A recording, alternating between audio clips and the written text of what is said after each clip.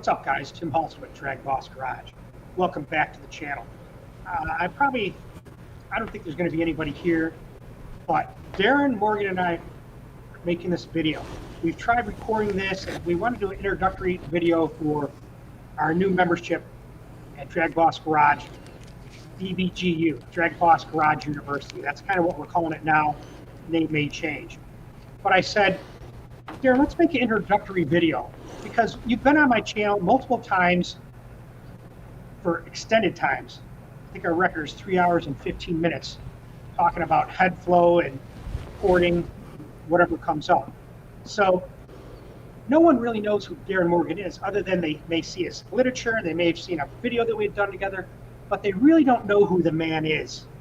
So I said, one of the things I think we need to do, Darren, is make a video and kind of let these guys know who you are. And I can see there's one person here, so whoever you are, it's pretty lucky, because this is our pilot video. You know, live, loud, and lucky is how I titled that. And the reason I say that is because I'm a loud person to begin with, so is Darren sometimes. And this is a live video, and I'm lucky and blessed to have him join my channel. So you can see that he's got a nice little presentation. He's going to talk about himself and where he came from. Advanced induction with Darin Morgan, partnership with DragBoss Garage. So look at this. There's already like 9 people here, and it's only been a couple minutes. So I don't know if you're there, Darren, but if you show up, you're there. I'm going to keep talking. So there he is, the man, the myth, and the legend. So yes, force fed. Yes, finally. Thanks so much. Great information. Listen, force fed. This is just an inkling of the information that you're going to learn here at DragBoss Garage. Inkling. Because you know what? Well, for example, I just got off the phone with Daniel Powell. You may have seen some of his videos and stuff with Andy Wood at Unity Motorsports Garage and Camshaft Challenge that Eric Weingartner had. So he wants to come on and talk some camshafts. So what our point is, and what we want to do, is bring as much information to you that you can handle. And then even more. Trust me. And this isn't just going to be for Darren. This is going to be from people like Jay Zolko, Daniel Powell, CHE, cylinder heads, okay? Some of the piston manufacturers, Total Seal, Lake Speed, Warren Johnson. I mean, I could sit here and shoot off names, but it doesn't really mean much to you until you see it in the membership. So when I say the membership, you know, we've talked about the price. We'll put all that out there. We want to be able to have a gathering, a university, a place where we can have all the factions of knowledge together in one place. So, like I said before, it doesn't mean that you're not going to learn or hear Darren give lectures or presentations and on the free part of the DragBoss Garage or on YouTube. We're going to make it even. We're not just going to make you have to come to our membership. We want you to come to our membership on your own accord. And that's for a thirst of knowledge. Because like I said, knowledge is power. And at that, I'm done flapping my jaws and talking loud. Now, let's hear it from the man. Darin Morgan. Well, we started this channel. I've done, I don't know how many classes all over the place, even Australia. I mean, I had 65 people, 65 of the top engine builders in Australia attend one seminar. And they only last 2 days, 10 hours a day, 20 hours. And that's a marathon. I mean, I got guys falling asleep the second day because it's just, it's, you know, it's funny. I can grind all day long and come home and not feel near as tired as standing here talking about this. So it's, I don't know why, but maybe using your, you know. It's this. It's a mental issue. Yeah. You know, you asked me to do something that I don't do, and that's talk about myself. I love to talk about my work. I love to talk about what I do, how I do it, but I've never talked about myself or my accomplishments or anything, because I think I don't like doing that, because it's always been about the next race. It's always about the next race, which is pretty awesome. You know, when you're drag racing, you can fall on your face and say, we got the next race, you know? Or you can qualify number 1, run through eliminations like shit through a goose, set the world record all in the same race, and it's still all about the next race. Because nobody's going to remember that the next race. You know what I mean? Yeah. So I was taught early on that keep your mouth shut, your ears open, and let your work do the talking for you. And that's pretty much what I've tried to do, you know. But I'll show you some pictures of when I started teaching some of this stuff. And what we're going to go through on this channel, to give you a little bit of a preview, we're going to break down the entire induction system, all the dynamics, but what I'm allowed to do here, where I couldn't do in a 2-day class, is go over a variety of different engine combinations. Because everything changes. I mean, an induction system that I would design for a truck puller or a boat racer, or even a boat racer, if you're a boat racer, a drag boat racer, and you have a pump versus, or a pump jet versus a prop, that's 2 different power bands. That's 2 different induction systems. You know, it's just like drag racing. Road racing, completely different approach, you know. And what we could do is what I could do is say, okay, well, we're going to use these dimensions for this form of racing, and for this form of racing, we're going to make these modifications because of this. So I get to break down individual engine combinations, not just talk about high RPM, normally aspirated stuff, but go into nitrous combustion chambers, things that, you know, nobody really talks about. And the first video I want to do, I think we should just start at the top and work our way down. So let's just start at the manifold. And the next video I will be doing here in the coming weeks will be on anti-reversion plates. And I'm not just going to touch on the different designs, how they're utilized, their purpose, the dynamics and the physics of all those things. But I'm also going to concentrate on anti-reversion itself, on the exhaust and the intake system, and where those come into play, where they're important. Because there's certain forms of racing where anti-reversion is very important, and other forms of racing where it doesn't even have any effect at all. So I'll touch on that. But the manifold dynamics, we're going to go in depth. I have a lot of CFDs, like you see here.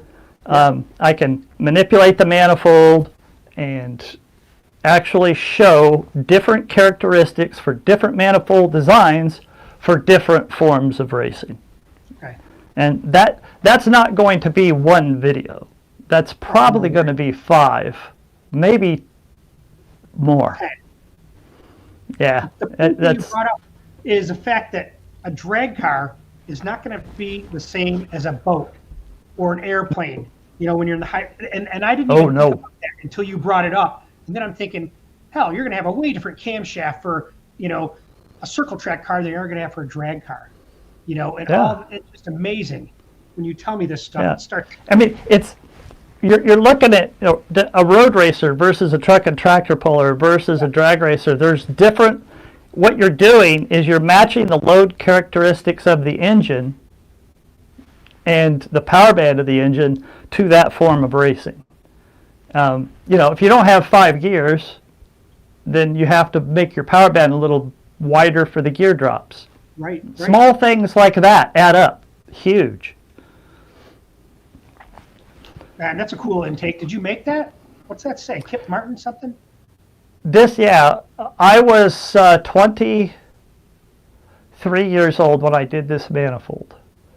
This was 1989. We were running B Dragster. Yeah, it was B Dragster. These were C3 heads. This is a C3 manifold. Mm-hmm. And the manifold design itself is totally insufficient. And in B Dragster, you need a tunnel ram, a well-designed, well-tuned tunnel ram to tune the engine's power band where you want it. But we were too poor to do that. So we had to use what the hell we had. So this manifold was in the back of the room, and we built a 400 cubic inch small block Ford Yeah. And I put that on there. I think it made 850 with that manifold. Wow. And if you notice the manifold, you got to have to remember, at 23 years old, I had no clue what I was doing. I mean, basically you could say I was faking it until I made it.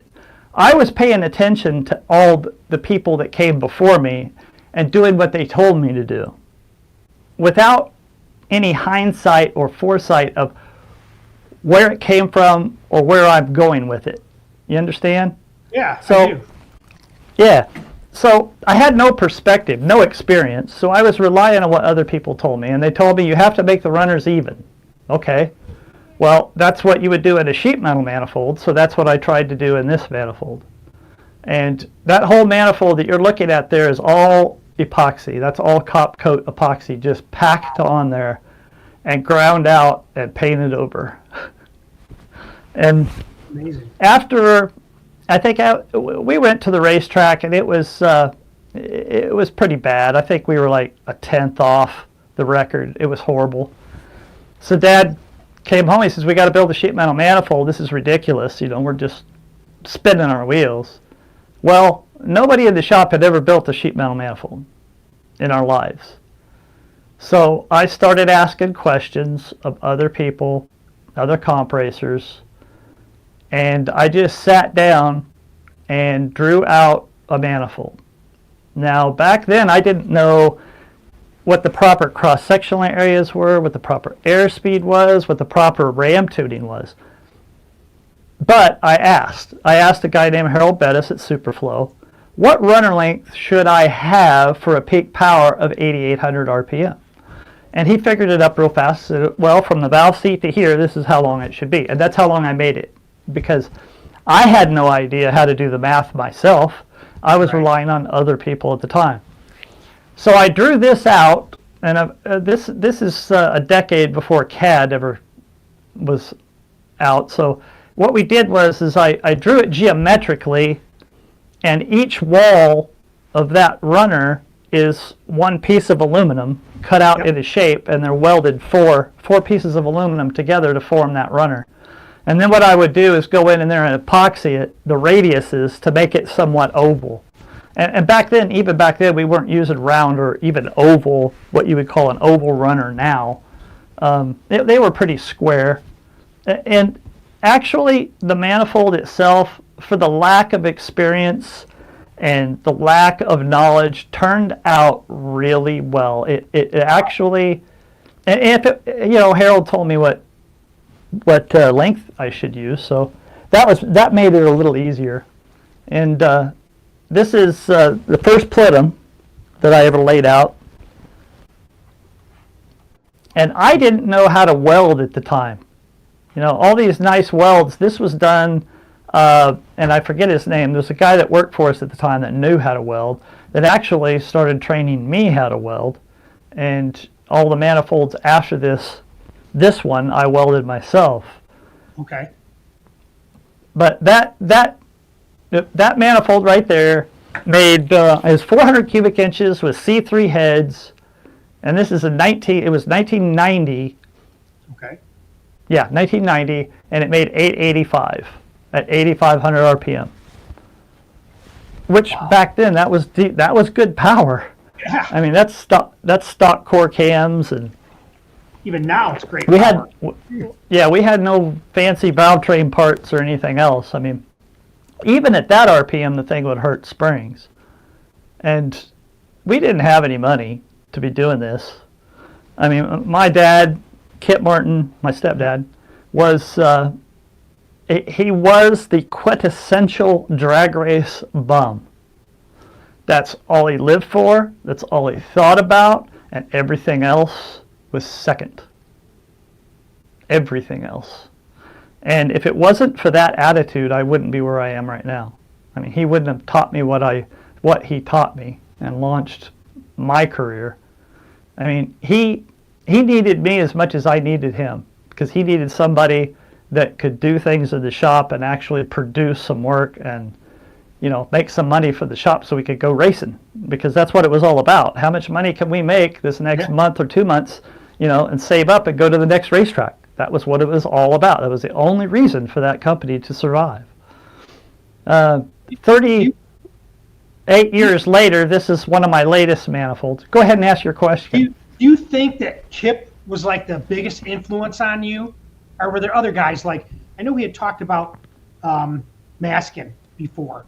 You know, who do you think was the biggest influence that got you to where you are? Kip? Yeah, Kip. Okay. Yeah, bar none. Because, I mean, we spent every waking moment together for, almost a decade. So, yeah, over a decade, actually. So, I mean, we were working together. I mean, we fought. We're family, so we fought like cats and dogs. I mean, if you've ever worked for a family business, that is the hardest thing anyone will ever do, because the family expects more of you than would have otherwise. If you were just a normal employee, they wouldn't expect what they expect out of you, which helped me immensely, because Kip fired me twice. Sure did. You're out of here, Darren. We had a brand new Mopar block, a small Mopar block for a comp guy. Yeah. And I was supposed to bore this thing to within 5 thousandths, and I missed it by 2, and I only left him 3 to hone out. And if you know anything about that, you can't hone that. You need at least 5 to 7. 7 is safe. Okay. So you have to get. So he looked at that and he goes, "Get the hell out of my shop! You're fired." If you can't bore it to exactly, because he had no tolerance for tolerances. It was either right or wrong. There was no. When we did decks, when we milled decks, they better be within 1/2 to 1, end to end. Really? Yeah. That's the way we were taught. Yes, 1/2 thousandths was okay. 0 is the target. I mean, that is the way he was. And if you didn't hit the target, you'd hear about it. So nothing you did was ever perfect. And he taught me that. And I'm thankful he did, because it carried me far. Let's go back to this. And, growing up like that, and, when I was younger, he would train me on each machine. So, I'd learn how to hone rods, and I'd learn how to hone blocks, line hone blocks, mill blocks. And each machine would be like 6 months before he would move you on to the next. You had to master that machine before he'd move you on. And after 3 years, you could do everything in the shop. And me and my brother would have contests to see how much we could do in one day. And in 1990, we were doing $1,200–1,500 of labor a day, which is really what you have to do. Right. And you have to do even more now to survive.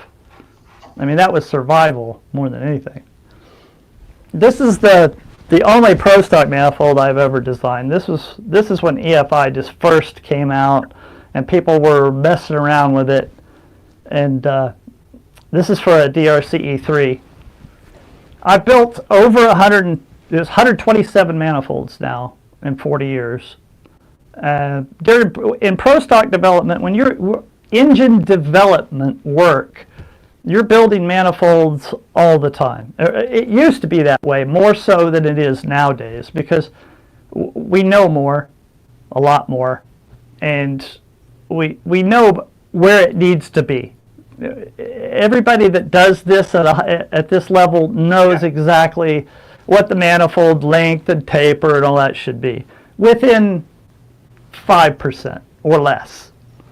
And during the course of these videos, I'm going to show the calculations to do that for different forms of racing, because a lot of times people will take what I say and they take it as gospel, and they take it as like a pat answer. And it's like, well, no, the answer I gave you is for this case, for this form of racing, for this engine in that RPM range. See, so everything is very specific, and designing an engine is an iterative process, meaning every decision you've made is predicated on the ones you're about to make and the ones you've made in the past. Now this is kind of an interesting manifold. I've done so many freaking manifolds. And by the way, when you asked me to do this, I got out boxes from storage that have been there for 30 years. The pictures you're about to see and the videos you're about to see, I haven't seen them for 30 years. So this was kind of a walk through memory lane with me. And it was pretty, yeah, it was a little powerful because I haven't seen these pictures. Yeah. It really is. That's what I mean. I mean, it brings you probably right back to your roots. You know, you probably can hear Kip saying, Darren, Yeah, I told it you did. to get done this way. You know, what are you doing? What are you thinking? Start thinking. Yeah, I can hear it. Oh, yeah. How many manifolds have you ever wasted them? Like, if you're doing pro stock stuff, you make a manifold, it doesn't make any power than the one you have. Now what? Put it on the shelf, cut it up, and try to. Well, they're scrap because there's no other purpose for them other than that engine. So they can't be used on anything else. So it's scrap aluminum. That's what it is. And we did 22 manifolds in a year and a half, and this was like 2000. And that year we were third in the world. We'd won 4 races and qualified number 1 6 times. So we were kind of on our game then. We were we were pushing the limits of finances, of everything else, but we were on our game. And then something happened and threw everybody off our game. And that was big core cams came out, and they started winding the engines up, and overnight everybody's engines were junk. Really? Because the heads, the valve train, the cams, everything went in the trash can. Can't use them. They operate too low. You have to redesign the heads, redesign the valve train, redesign the whole goddamn thing. And that's one thing that people really don't understand is when you have an advancement in pro stock or any other form of racing, that's expensive, really expensive. Because now, give me an idea. RPM range. You're talking going from what? 9,500, 10,000 to 11. What spread are we talking about where all those parts are junk? Uh-oh. Well, let's keep going. Okay. That's all right. That's I got it. That's how we said. If it happens, go. Well, ask your question again. Okay. So you said overnight all these parts were basically junk because the RPM range now went from, let's say, 95 or 10, to 11. What was the 1,000 RPMs? It changes things that Yeah, much. they gained 1,000 RPM overnight. When people like us, when people like us were struggling for every 100 RPM. No, okay, here's what happened. Yeah. Long story short. In the 1980s and 90s, NASCAR engine development depended on drag racers. We were where the power came from. In the early 90s, that was still the case. We had the technology. Pro stock guys had the tech. So the NASCAR guys came to us. Well, they saw that, and they developed engine development facilities and hired people and engineers, and all of a sudden, now they have more technology than us. They can do more research and development. They're the ones that took the valve trains to where they are today. They're the ones that started this shit, okay? Yeah. The loft curves and all that, they're the ones that you could blame because their engineers started developing those valve trains to loft and started getting into advanced software and kinetic software to figure that out. And now before that point, all the tech filtered down to NASCAR, and now all of a sudden in the 90s, it's filtering up to drag racing. And Jason Line, you can thank for that. Yeah. I mean, he brought that. And you look at our engines at the time, we're concentrating on torque and mid-range and a little carryover, a little over-rev, So I'm making 840 foot-pounds of torque, a lot of torque, decent mid-range, and just tried to carry the power. They gain 1,000 RPM overnight, and probably 100 horsepower. Let's put it this way. It made the same torque, but when we gained 1,300 RPM, it was like 235 horsepower up top. Now you have to understand that that's just up top, okay? So as the RPMs go up, it gains more and more power, you know? And I looked at that and I'm like, well, this is an RPM game now. It's a valve train game now. Because I can take just about any cylinder head that I have and gain 500. But now if I design the cylinder heads to take advantage of these camshaft cores, I can gain 1,500 RPM and move the whole power band up. So basically what that forced us to do was trash 13 engines and go back to work. Yeah. That's expensive. And then we had the worst pro stock wreck in history and almost killed Bruce. And that was the end of pro stock. We looked at each other and went, okay, we don't have the funds to continue this. We are a shop that are financing the car, which we didn't have any sponsorship to speak of. Right. So we just called it quits. You know, it's like if we can't compete at the level we need to compete at, in other words, if we don't have the money to fund this, why go out and embarrass yourself? And basically that's what we came to. So back to this intake manifold, I'm getting off. But there's truck and tractor pull classes that mandate cast manifolds. What you're looking at here is this manifold is cast from here down. This is all a cast manifold. This is a profiler cast tunnel ram. That's what this is. Okay. So I sawed the whole top off and welded the side of the runners and put more taper in them and then built a plenum around that. And this is for a fuel injected deal, so I went ahead and took an existing Holley top and mounted it to it. So it almost looks like a factory cast manifold when I'm done. And that fits the rules because it started off as a cast manifold. And of course that thing annihilated them. I mean, just looking at that intake from here and the views that you showed, is it more narrow in the back, or am I just seeing that? I mean, the way it looks like it's Yes. sloping down the back, and it's and is that right? Good point. I couldn't actually get the volume dump or the volume decrease correct in this one. Yeah. But yeah, that's exactly, that's an excellent point you bring up, because in an EFI manifold, the worst part is up here. This transition from here into Right. here, this runner right here, the airspeed tries to jump over this runner and actually pull air out of it. So Clean it up. if your airspeed is too fast right here, it'll actually lean out the front runner.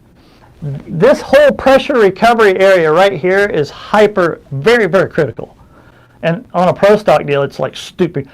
Running a modern day pro stock car is as hard as the engine development itself was in the 90s. It's twice as difficult now. And more expensive. So just being able to tune that car and tune the EFI system is massively complicated. And getting the air to come in here like this and turn, see how this has got a turn right here? Yeah. Okay, there's a pressure dump right here. This forces the air to initiate a turn right here and helps that front runner. So basically what you want to do is you want this big and shrinking, damn it, I hit it. You want this big up here and you want it to shrink down as it reaches, because as these runners take air, the airspeed drops. What you do by decreasing the area, you're holding the airspeed in the front and the back of the manifold at a constant rate. So and that's very difficult to do, and it's fraught with problems. We'll go into all that too. I see what you're saying. Yeah, that could be a video all on its own, and probably will be. And that's what I'm talking about. I mean, it's this stuff here that you just take that one topic and you have enough, you could do it an hour video just on that. And that's why this Easy. is going to be Easy. huge when we start doing sections. Inertia ram charging is really difficult with EFI manifolds. It happens all the time. Trying to manage it is always a design criteria and a problem. Always. Like if you look at these two, here's a side draft that comes in. Well, the airspeed through this is so high that it carries its airspeed and supercharges the back runners and leans out the front runners. And likewise here, you have a straight on. No matter how big the plenum is, if your airspeed is here too fast and you don't have a proper recovery section here, if this isn't designed, it'll ram charge some runners and lean out others. This happens all the time. So you have to slow down the airspeed. Yes, you have to slow it down in a certain manner at a certain rate. Right. Yeah, and if you do that, all is good. It'll run fine. You will minimize, I mean, you're talking 2 ratios here. These things are probably 11.5 to 1, and these things out here are 14 to 1. I mean, they're absolutely horrible. And we do this all the time. I mean, Tony comes, he got me Friday.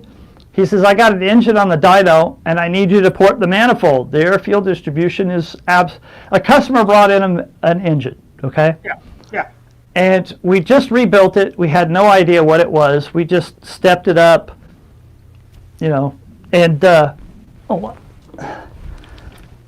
put it on the dyno. We had no idea what it was going to make, Okay. So we dynos it, and the air fuel ratios front to back are 2 ratios off. I mean, well, 1, it's detonation sensitive. 2, you can't run timing. You can't load the engine or you're going to hurt it. So, and by the way, this was a dirt drag engine. So the load is low compared to, it probably would have hurt something if it wasn't that form of racing. So he came and got me and he says, we got to fix it. We can't let this go. I mean, I can't give this to this customer. He says, so we packed the manifold and I ported the damn manifold. I fixed the runners, the dividers and everything right there on the dyno. It took me about an hour, and then vacuumed it out, cleaned it all out, made a pull, boom, fixed. Now I don't usually port manifolds on the dyno. That is a rarity. Yeah. I used to do it all the time, but that's definitely a rarity. And I can't lean over dynos with grinders for more than an hour without having my back go out. Oh, yeah.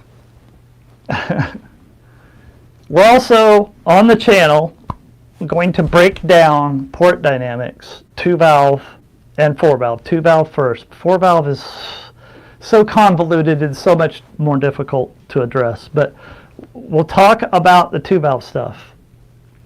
And we'll break those down, how that port changes, how those cross-sectional areas change, how the length changes, how the manifold design changes for different varied forms of motorsports.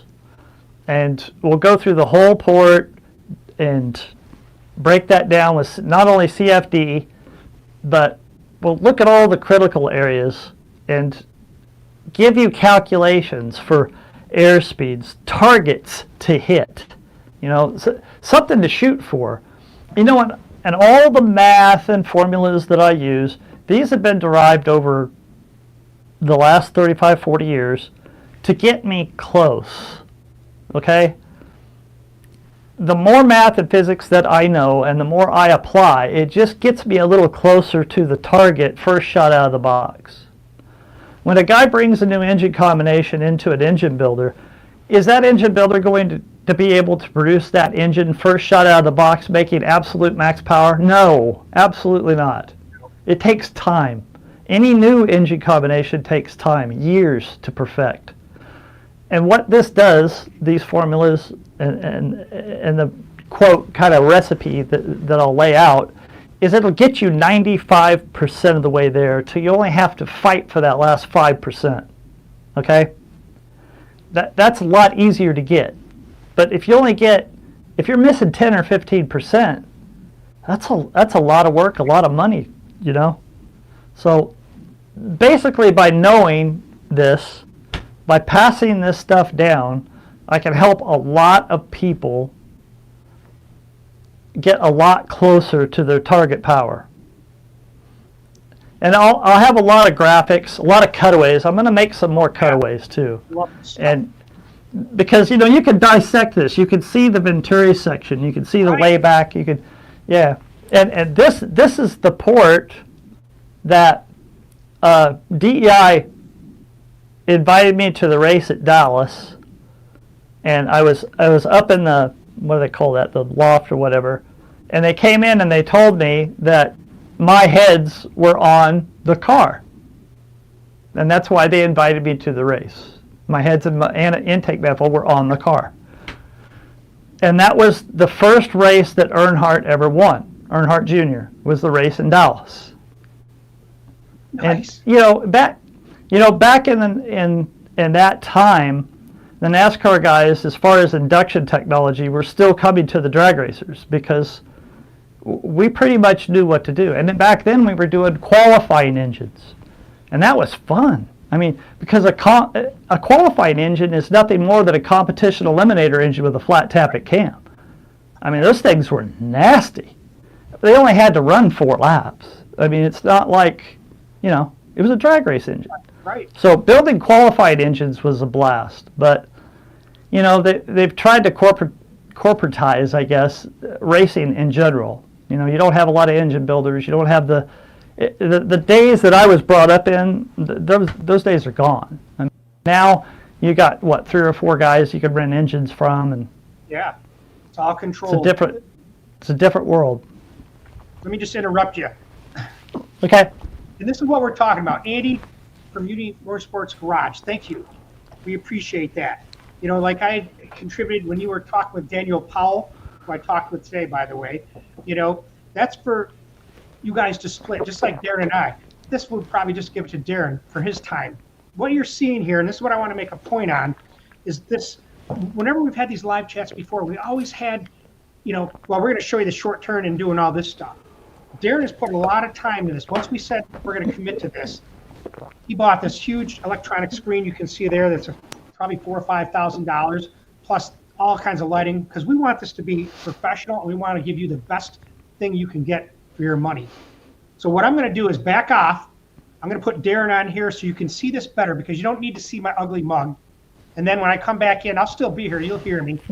But that way we can really get in depth to this. So thank you, Andy, from Unity Motorsports Garage. I appreciate that. Here we go. There you are. You're live. Right. You can hear me? No, full screen. Can you hear me? Another thing, yeah, I can hear you fine. And another thing we'll address on the channel is actual cylinder head design, and as far as the valve train design on top of it. Now, when I did cylinder heads early on in my career, to do the valve train, I would literally have a sign plate on the mill, tilt it and rotate the cylinder head to whatever I want. I mean, I had to do it manually. There was no CAD, there was none of that. So when I had to machine a valve train, a rocker pad, that would take, you know, a week to do all of those, to get them correct. And nowadays we have rapid prototyping technology and CAD and FEA and all that stuff. We can get stuff done in 1/10 the time that it took us. I mean, the technology we have at our disposal, and I'm going to do a video on that too, because the 3D printing tech, everything we have now makes life so much easier, and we can advance so much quicker. But there are some real downfalls to this. And I'm going to go over that later, because when it's easy to design something, sometimes you have people that are designing things that just don't work and don't function because of the ease of doing it. You know, if I had CAD, I often think, if I had a CAD station when I was a kid and I didn't have the benefit of any experience whatsoever, what direction would I have went? And basically I'm witnessing that now, because we have people that don't have the hindsight of designing things and failing. Basically, the hindsight of failing Right. is what I'm talking about.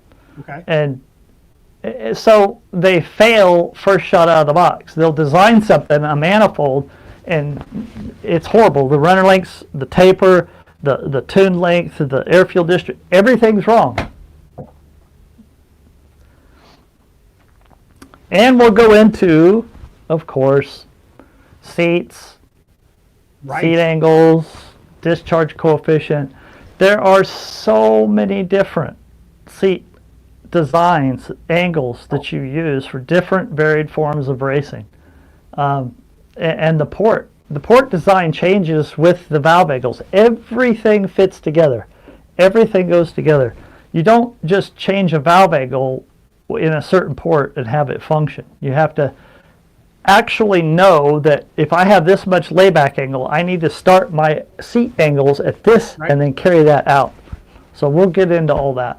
And combustion chamber dynamics, huge, monstrous. I'm going to show you later on here a land speed deal that elaborates on this point a lot. You know, on a pro stock head like you're seeing now, right there, I mean, that's a 50 cc combustion chamber.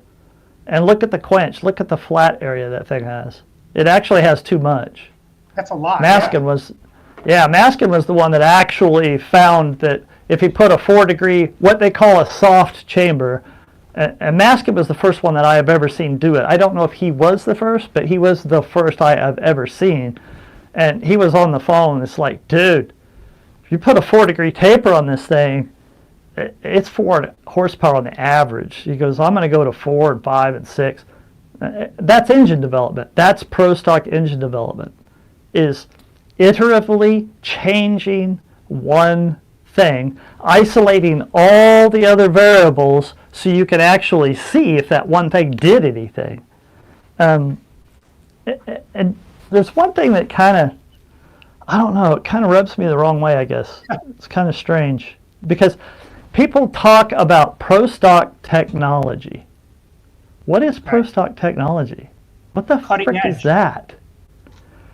I guess, but there's no such thing. I mean, is there super stock technology? I would Is think there so. top fuel technology? No, it's kind of it's a misnomer. It's like, what the heck is that? Pro stock technology is what you see today.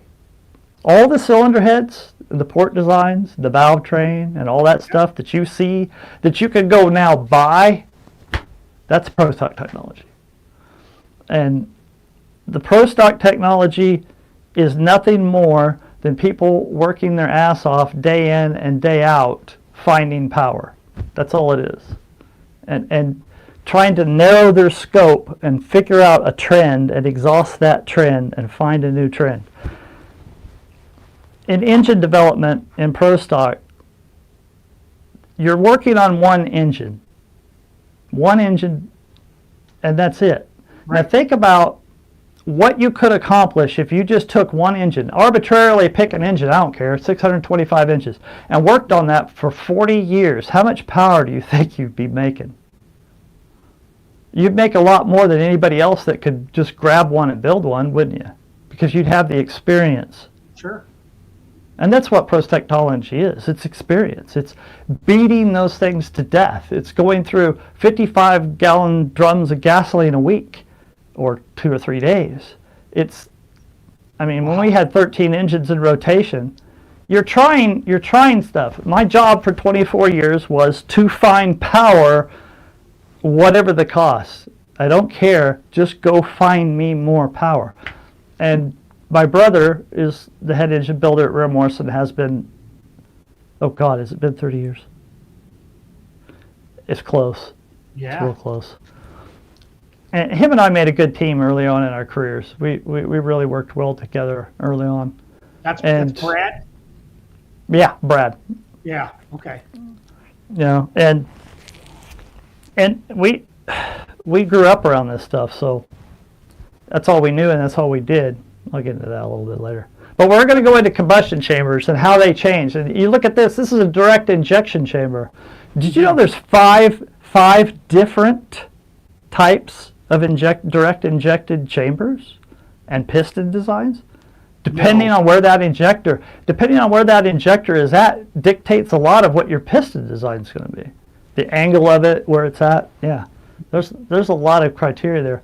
And by the way, direct injection does not make power. It doesn't make good power. It doesn't make high RPM power.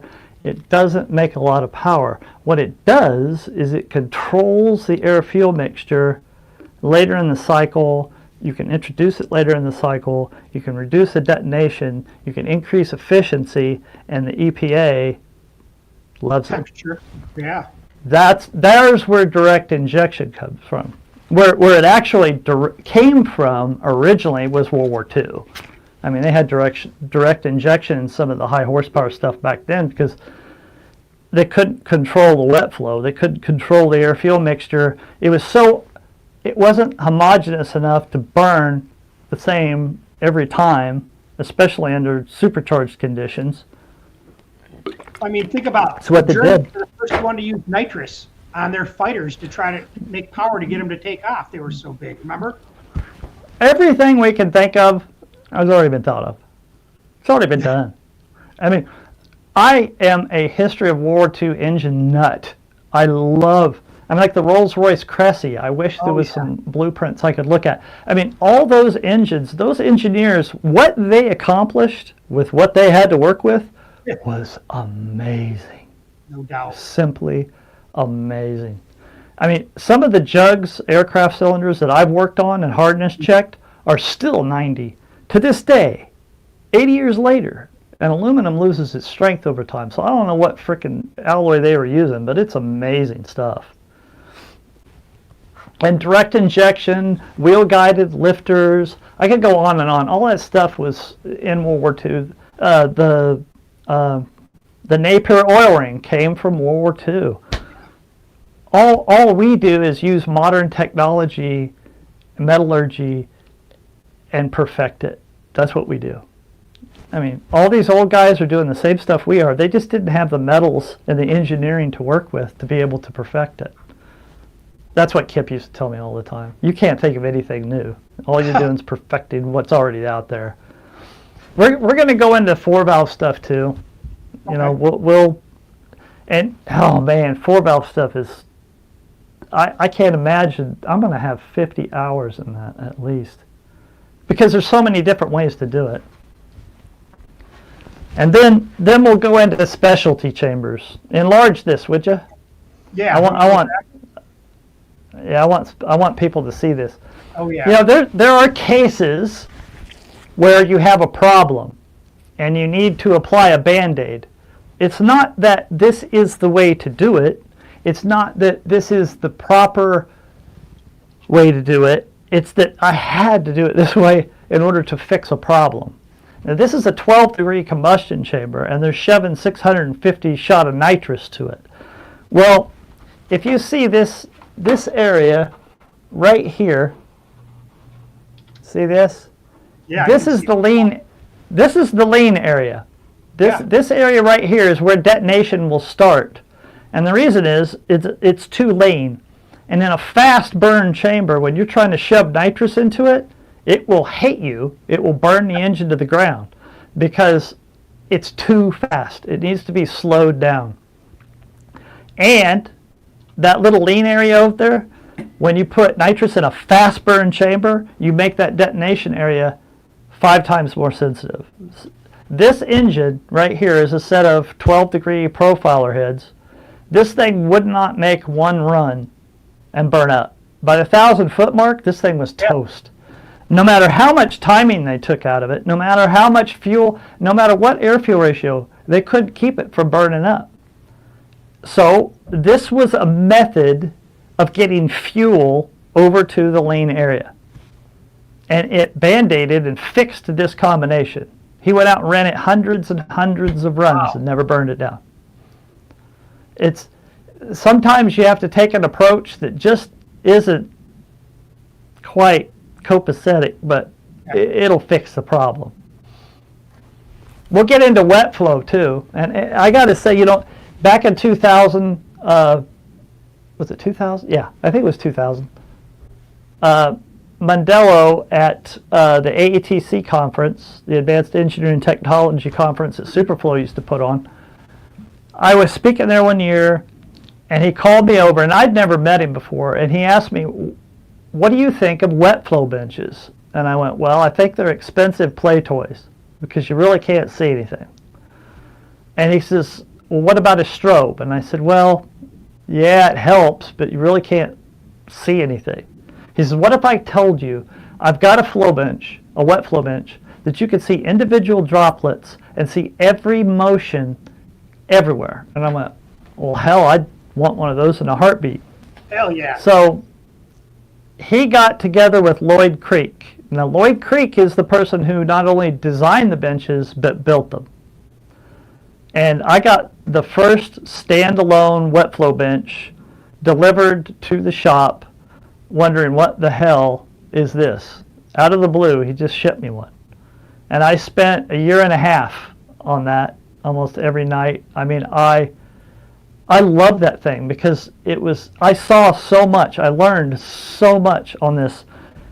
And that year and a half of working late and getting soaked, that taught me so much about the dynamics of the combustion chamber and the wet flow and how homogeneous you can make it and where the problems are. More importantly, it taught me, the most important thing it ever taught me was plug wetting and how to see it. And after spending a year and a half on this bench, I can read any combustion chamber. Anybody that spends time on a wet flow bench, when you're done, you will be able to read any combustion chamber as soon as they pull the head off. You'll know where the vortex is, you'll know what the problems are, and you'll probably know how to fix it if you played with it, especially on the dyno. So basically I tell people that you get a wet flow bench, and after a year and a half, you probably won't need it anymore because you've learned pretty much what the chamber's doing. Now, what do you But mean I'll tell you wet? what, what? What do you mean? I mean, I get the. There goes the camera again, but that's okay. You can hear me. So I get what you're saying about wet flow, but what do you mean by you're getting wet? And I don't get. How are you getting wet? I'll show you here in a second. Yeah. See, that when he first came out with these flow benches, nobody knew how to photograph this stuff or anything. And I had a 4 megapixel digital camera. I mean, digital cameras were new back then. And ultraviolet, I had learned the hard way, of course, is hard to strobe, and it's very difficult to photograph because it really messes up certain aspects of photography. So this digital camera, I haven't played with it until I finally got it. And I'll show you some of those pictures here in a minute. But this is a cylinder head. This is a Raptor cylinder head, except I had them cast it with acrylic, see-through acrylic. Jeez. So I was able to wet flow the port and look inside of it and strobe the light and actually see the fuel trails and actually see what the fuel was doing. And this is what taught me how to turn fuel in an intake port. Or actually, what was going on and how to affect it. Because airflow is completely separate from that little droplet, from particle flow. Right. So the air is rushing past this particle and accelerating the particle of fuel, okay, the droplet, whatever your droplet size may be. Without accelerating the air, the fuel droplet will fall. It has to accelerate. It still falls, but you get it from point A to point B quicker. So we try to accelerate everything to the valve. And how do you turn the fuel? Well, I got to do a whole video on that because certain short side shapes, the fuel droplet will come in and see that low pressure right at the short side, and that thing will turn 90 degrees and go straight down at the valve. It will suck that fuel droplet off the roof. It's amazing to see. Really? Yeah, but I mean, you have to have the short side airspeeds really high to do that, but you manipulate that, and it's amazing what happens dynamically to the fuel flow. And if your short side speed is too slow, which is often a problem because people don't know what that target area is, if it's too slow, the fuel droplet just keeps going straight, slams into the back wall, deatomizes, and goes into the combustion chamber as a stream of fuel and doesn't do you any good. What numbers are we talking? 300, 310, 320? I put the averages, depending on what form of racing and what I'm doing, Yeah. between 350 and 400. But on average, if it's the average short side, all the way across, your average, Yep. not the mean, the average, should be about no higher than 350. So you could have 380 in one quarter and 280 in another. The average should not exceed your test pressure, Got it. which is 28 inches is 350 feet per second and 146 CFM per square inch of valve area. So you can't exceed that without incurring a problem. And we'll talk about that too. Yep. This is one of the reclaimers. This is how they sold the flow bench, and it obliterated the window. You know, you see this window right here. That window was completely obliterated. All the fuel would hit it, and you couldn't photograph anything. So what I did was I took the camera and I stuck it in a corner and zoomed in on the cylinder itself. Right. And I guess I'm the only one to get photos of this because I've never seen any more. But some of these photos, one of these photos was in a lot of the magazines in 2000, the early 2000s. And here you see, go ahead. I was wondering where these pictures came from. You know, I've seen them. You've had them on your website. I have them myself. I'm like, what is this? I never really knew what it was. And here you see the setup. Yeah, yeah. Yeah, there's the setup. And then the whole thing is painted black, which you don't see. Yeah, that whole cylinder right there and that plate is painted black.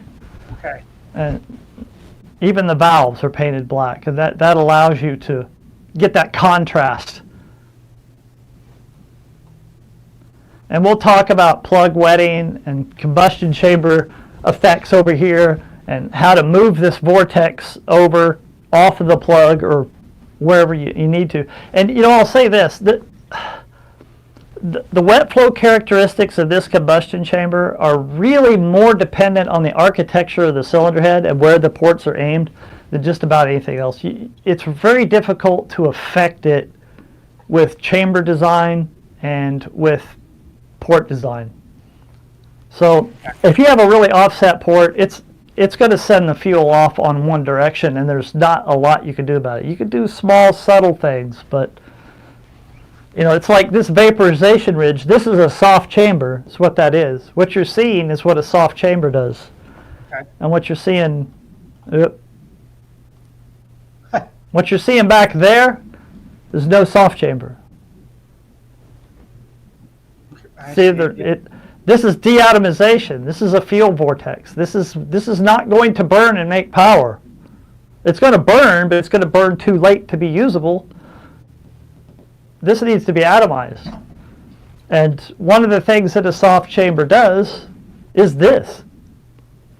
Unbeknownst to us, I didn't know that, all the fuel comes off and it sees that little sharp edge right there and it vaporizes. We'll talk about all that. All right, we'll get into me. Where'd you come from? Who the hell am I and where did I come from? Someone said that my voice volume is low. Can I adjust? I don't know. I'll just talk louder. I'm kind of sitting back like you guys. There's 70 people here, and I'm amazed at this because I've seen that darn picture a million times and copied it. Never really knew what it was. But we're making a damn T-shirt out of it, boys. So thank you. This is Now, I've always said my mom had something for drag racers because she married two of them. This is my father's name was Larry Morgan, not the Larry Morgan pro stock racer, although I worked for Larry Morgan for 6 years. So, two separate people.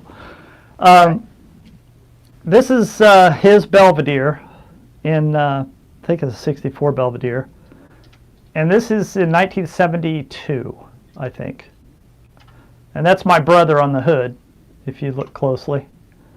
And back then, you had a tow bar. You towed across country. This was about the time, right before we left for Phoenix, Arizona. And we were going to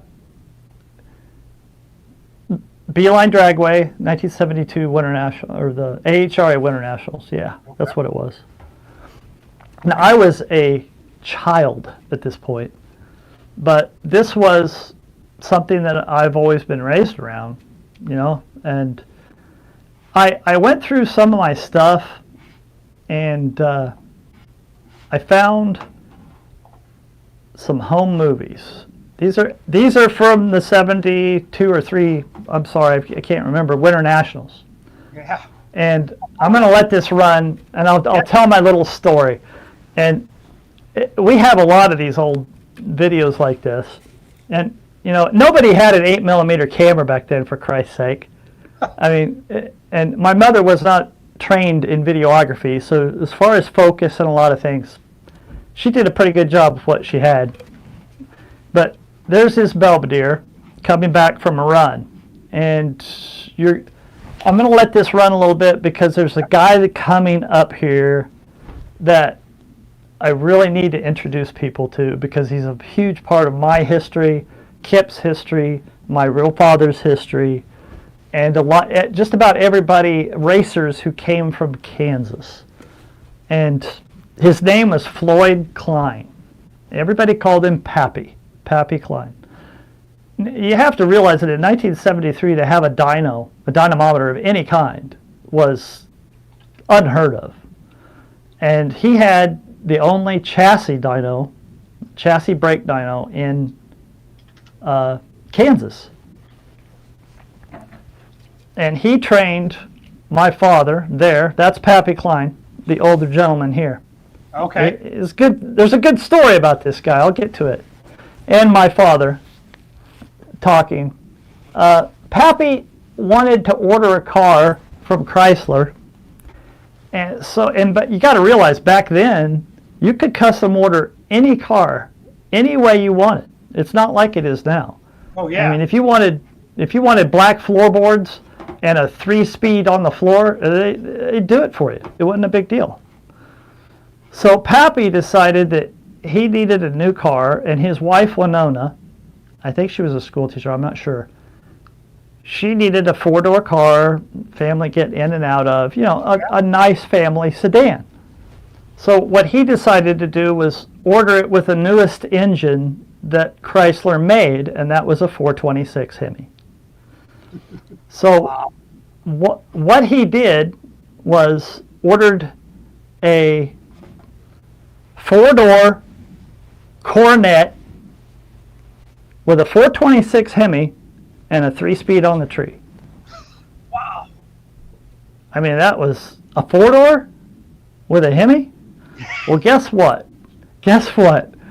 This was a car that is now called the Klein car.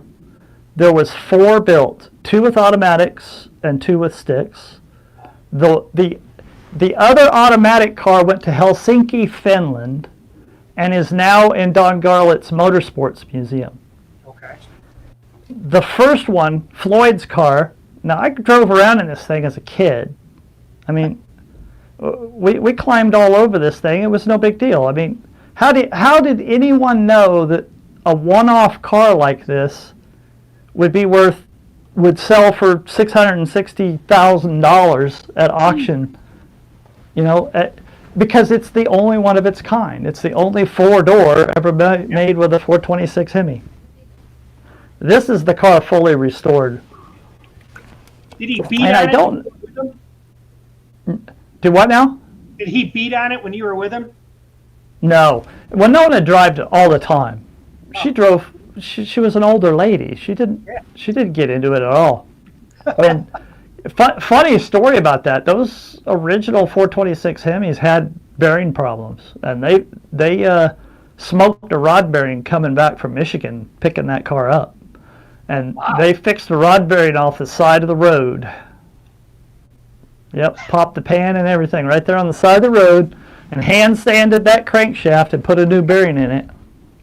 Yep. And got it home to where he could pull it and rebuild it. Yeah. This is me. I think I was, I don't know, 15 years old. Yeah, I was probably about 15. Which one? 14. Far left. Far left, okay. Far left in the red jacket. You know, they always say that you're lucky in life if you have one best friend. Yeah. Yeah. Scott Smith. That's the second guy over there. We'd known each other since we were 11 years old for almost 26 years, and he was taken from us far too soon. So I had to put his picture up here. Oh yeah, R.I.P. Yeah. Scott. This is what happens when a mentally imbalanced person is convinced someone is evil, gets a gun and kills them. Wow. And Brad, my brother, is standing next to Scott to the right. And of course, he's been the engine builder there at Rare Morrison for almost 30 years. Okay. And then my stepsister, Angela. And Kip's up there working on the 64 Galaxy, which was the first car that he ever had. I mean, that was his street car, and he's turned it into a stalker, and then he turned it into a super stalker. And, you know, I was raised around stalker racers and super stock racers. These are the type of guys that are so obsessed. That's what I'm looking for. Obsessed. And they will work on that car for decades. I mean, there's super stock cars that have been run for 50 years that are still running. And then think back a little bit. How much could you perfect a car if you worked on it for 40 or 50 years? How much can you perfect a car? One car. Yeah. I've been racing my car for 40 years. The same engine, the same car. You know, I kind of get that. Yeah. It's the battle that you know, and it's the challenge never quits. This is Lloyd Bray and D.G. Gilliam's Mustang, and I was raised around Ford guys. My real dad was a Mopar guy, and back then brand loyalty was kind of a thing. Not today so much, but this is my brother and I helping pull a transmission after they blew it up after a second round. This is Bandamere Speedway. I think I was 15, 16 years old. You know, back then I was raised around these guys, but I didn't think anything about it. You know, it's not something that it was like, boy, I'm lucky to be raised doing this. I took it for granted. And me and Blake Speed were talking, and he goes, "You don't understand how much you've learned through osmosis." And I'm like, "What the hell are you talking about?"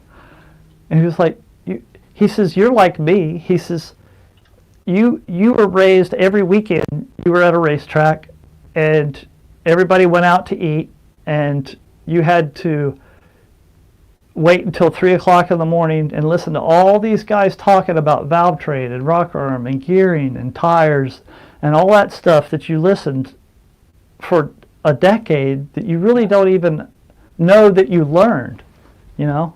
I mean, I can't count how many times it'd be 3 a.m. in the morning, I'd just go find a bench and go to sleep, you know, when I was a kid. And I'm Gen X kid, so our parents were like, just go play in the street and have fun, you know? Yeah. Me too. The picture you're seeing here, this was, what? How old are you now? 60. Okay. I'm right behind you. I'll be 60 in another month or so. This is the dyno in Kip's first shop, and I can remember spending many long nights on these on dynos. You know, I mean, when you're raised in a racing environment, you learn real quickly that time isn't something that you really measure. You just do it and go through it. You know, it's like at 3 a.m. on that dyno, you've been beating that engine to death. You've rebuilt it twice, and you've tried all this stuff, and all of a sudden you gain 10 horsepower, and it was all worth it. All that 100 or 2, 3, 4, 500 hours of work you just did was all worth it. And there's nothing like that. Nothing. I've taken jobs in the past when they didn't have a dyno, and I couldn't hear the dyno, and I couldn't smell the race fuel all day. It is addictive. I guarantee you it's addictive. No doubt. The guy you see here, this is Lloyd Bray, and DG's in the dyno room. And this is Mike Winky, another stocker racer, 426, and all the super stock racers, you know, everybody helped each other. It was a good camaraderie, you know. Mm-hmm. When you get into pro stock and professional classes, that goes away quick. It's more knives out. Right. I'm 20. This is 91, however old I was. This is the first pro stock head I ever flowed. Okay, it was a guy named Gary Herman had a pro stock deal, and they were doing all right, you know, and he was qualifying for 14th, and they brought the engines to our shop, and you have to realize I had no idea what I was doing.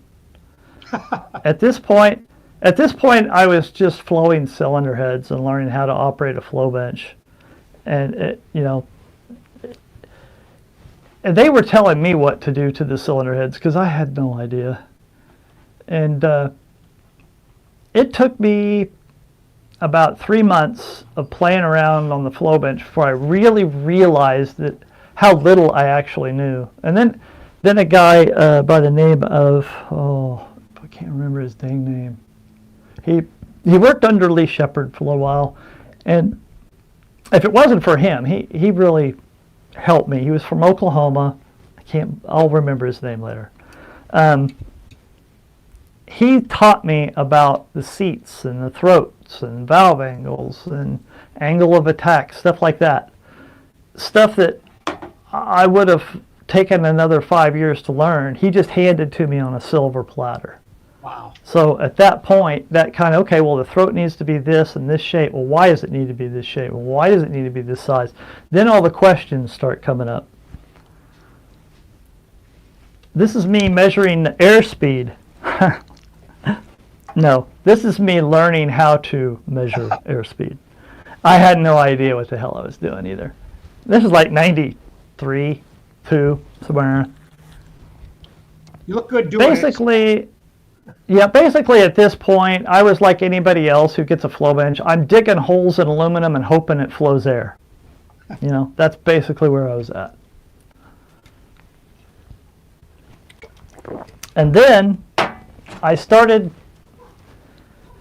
it's kind of funny that after you get just a little bit of success, and people know that you're serious about what you're doing and that you're dedicated to it, that's when people kind of come out of the woodwork and start helping you, because they know that, okay, this guy's dedicated his life to this, he's going to do this, I'm going to help it. And one of those guys was Harold Bettis, which was the vice president of Superflow. Okay. And he's the guy that took me under his wing, and a couple other guys like Joel Dubose, and there are others out there, and taught us, you know, okay, this is a flow bench, and this is what it's used for, and this is what it'll tell you, and this is what it won't tell you, and this is the sizing, and this is the shape, and this is the length, and this is the, you know, he gave you the basics. And I would always have complex questions for him, and he would never tell you the answer. He'd always give you the way to find the answer for yourself, but he would never just tell you. And he said that even if you can't interpret it now, data, you can never have too much data, and even if you can't interpret it now, even if it looks completely overwhelming and you can't do anything with it, save it, keep it, because later on it's going to pay big dividends. And he was right. And This is my first, I found this when I was going through all this crap doing this video. I was like, oh my God, that's my first manifold book from 1989 to 1992 or 3. And basically this was me writing everything down I could, the geometry, the math. And again, at this point, I really did not know what I was doing. I was just documenting things, you know? And later on, I went through this book. Yeah, let me see if I can put this. Later on, I went through this book, and I found the graphs that I did for what I call Venturi convergence, which is, I don't know, I've never heard anyone talk about it before. I doubt very seriously I'm the only one that's ever found it, but I'll show you that here in a minute. All this is just all the specs. I just wrote everything down, had my dyno sheets with it and everything else. And it was amazing years later, going back through all this data, how much I learned. And when they say you forget what you learned, yeah, they're right, you do.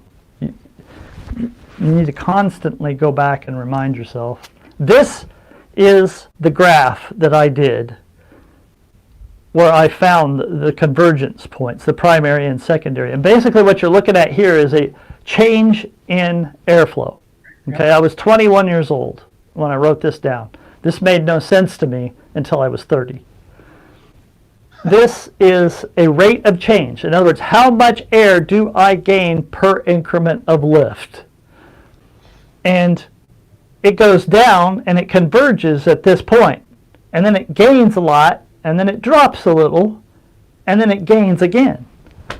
And I'm like, what the hell is going on? Why can't I affect this point? No matter what I do with the port, the shape, the throat, anything else, this point almost stays the same.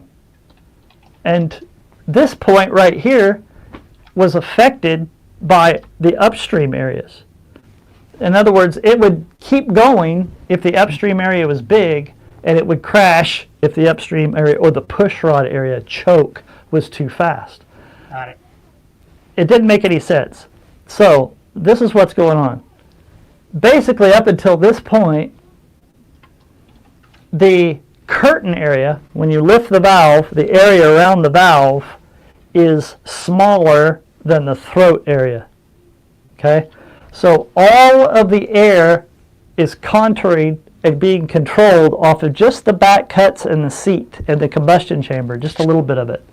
By the time you hit the primary convergence point right here, which is about 0.25 lift to diameter ratio, that's when the curtain area and the throat area are the same.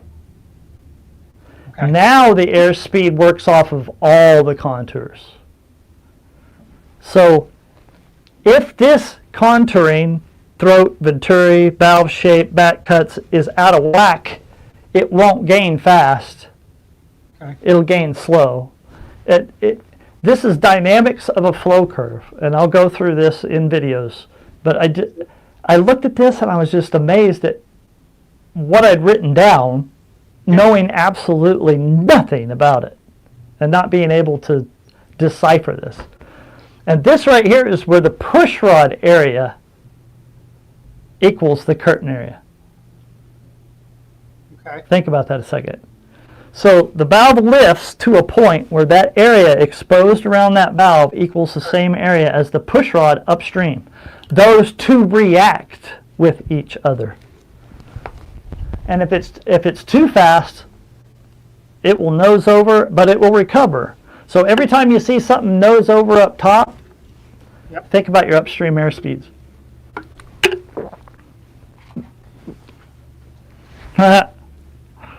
This is a cool memory. This was my wet grinder. You don't see these. You didn't see them back then. This was the Cadillac, man. This was the Ferrari of seat grinding. Okay? When I was a kid, 23, I love this machine. Absolutely loved it.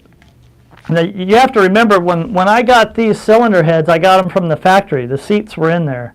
We didn't have 3D cutters. Okay. We didn't have, we had what was called Myra cutters, but they were really weak. You could kind of rough a seat in, but you couldn't actually cut the seat or seat contours and make it work. You had to just kind of get it to within 50 or 60 of where you needed to be and then go to the stones. You know, those heads right there, I forget, I think those are Canavelle small like Chivys, but it would take me days to do a valve job. Days. Because Wow. I had to rough them in. And see, the thing is this had fluid flow. I pumped fluid. This machine would pump fluid. Now, normal stones grind dry, and they load up, and they have lots of problems. Well, this prevented loading up the stone. So you could just sit there and just nail on this thing and just keep grinding and grinding and grinding. So to rough them out usually took a day, 10 hours or so, and to finish them out took another day. So basically 18, 20 hours to do a valve job from a raw casting. And I could do one now in 45 minutes. Jesus. Technology, baby, right there. 45 minutes. Now, usually when I do valve jobs, I will do two. I mean, when you're doing a high-end cylinder head, you'll do a valve job, you'll rough it out, and then you'll grind. Well, everything moves. It's moved 2/1000ths after you've grind the initial amount. And then you do another valve job, take it within 5/1000ths of finish, and do your finish grinding, and then you do your final valve job, and then your final blending. So, and on any professionally prepped set of cylinder heads, especially if you don't have like a new in contour or something like that, you're going to do 3 valve jobs instead of 2. This is our engine shop, Kip's shop. I think this is in Arizona. Wow. Pretty impressive for the time. Yeah, I mean, So that's 90s. That's got to be What's- considered 90s. So that's 93. I mean, you have to, I was spoiled. I mean, when you're spoiled, you don't realize how spoiled you are until later on in life when you realize, oh my God, I had a lot of advantages.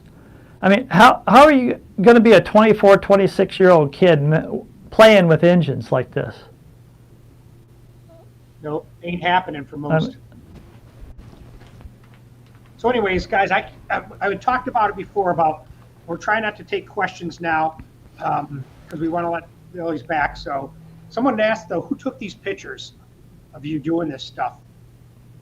Was it I Kip? can't remember. This is Okay. way too long ago. Way too long ago. It could have been Kip or my mom. Who knows? It's probably my mom because she was all over the place with a camera. Was she really? Yeah. If it wasn't for her, I don't think I'd have documented anything. There's my wet grinder, and next to it right there, Yeah. that's a Sunnin centerless grinder. That is an awesome valve grinder. I mean, nobody had centerless grinders back then. Almost nobody.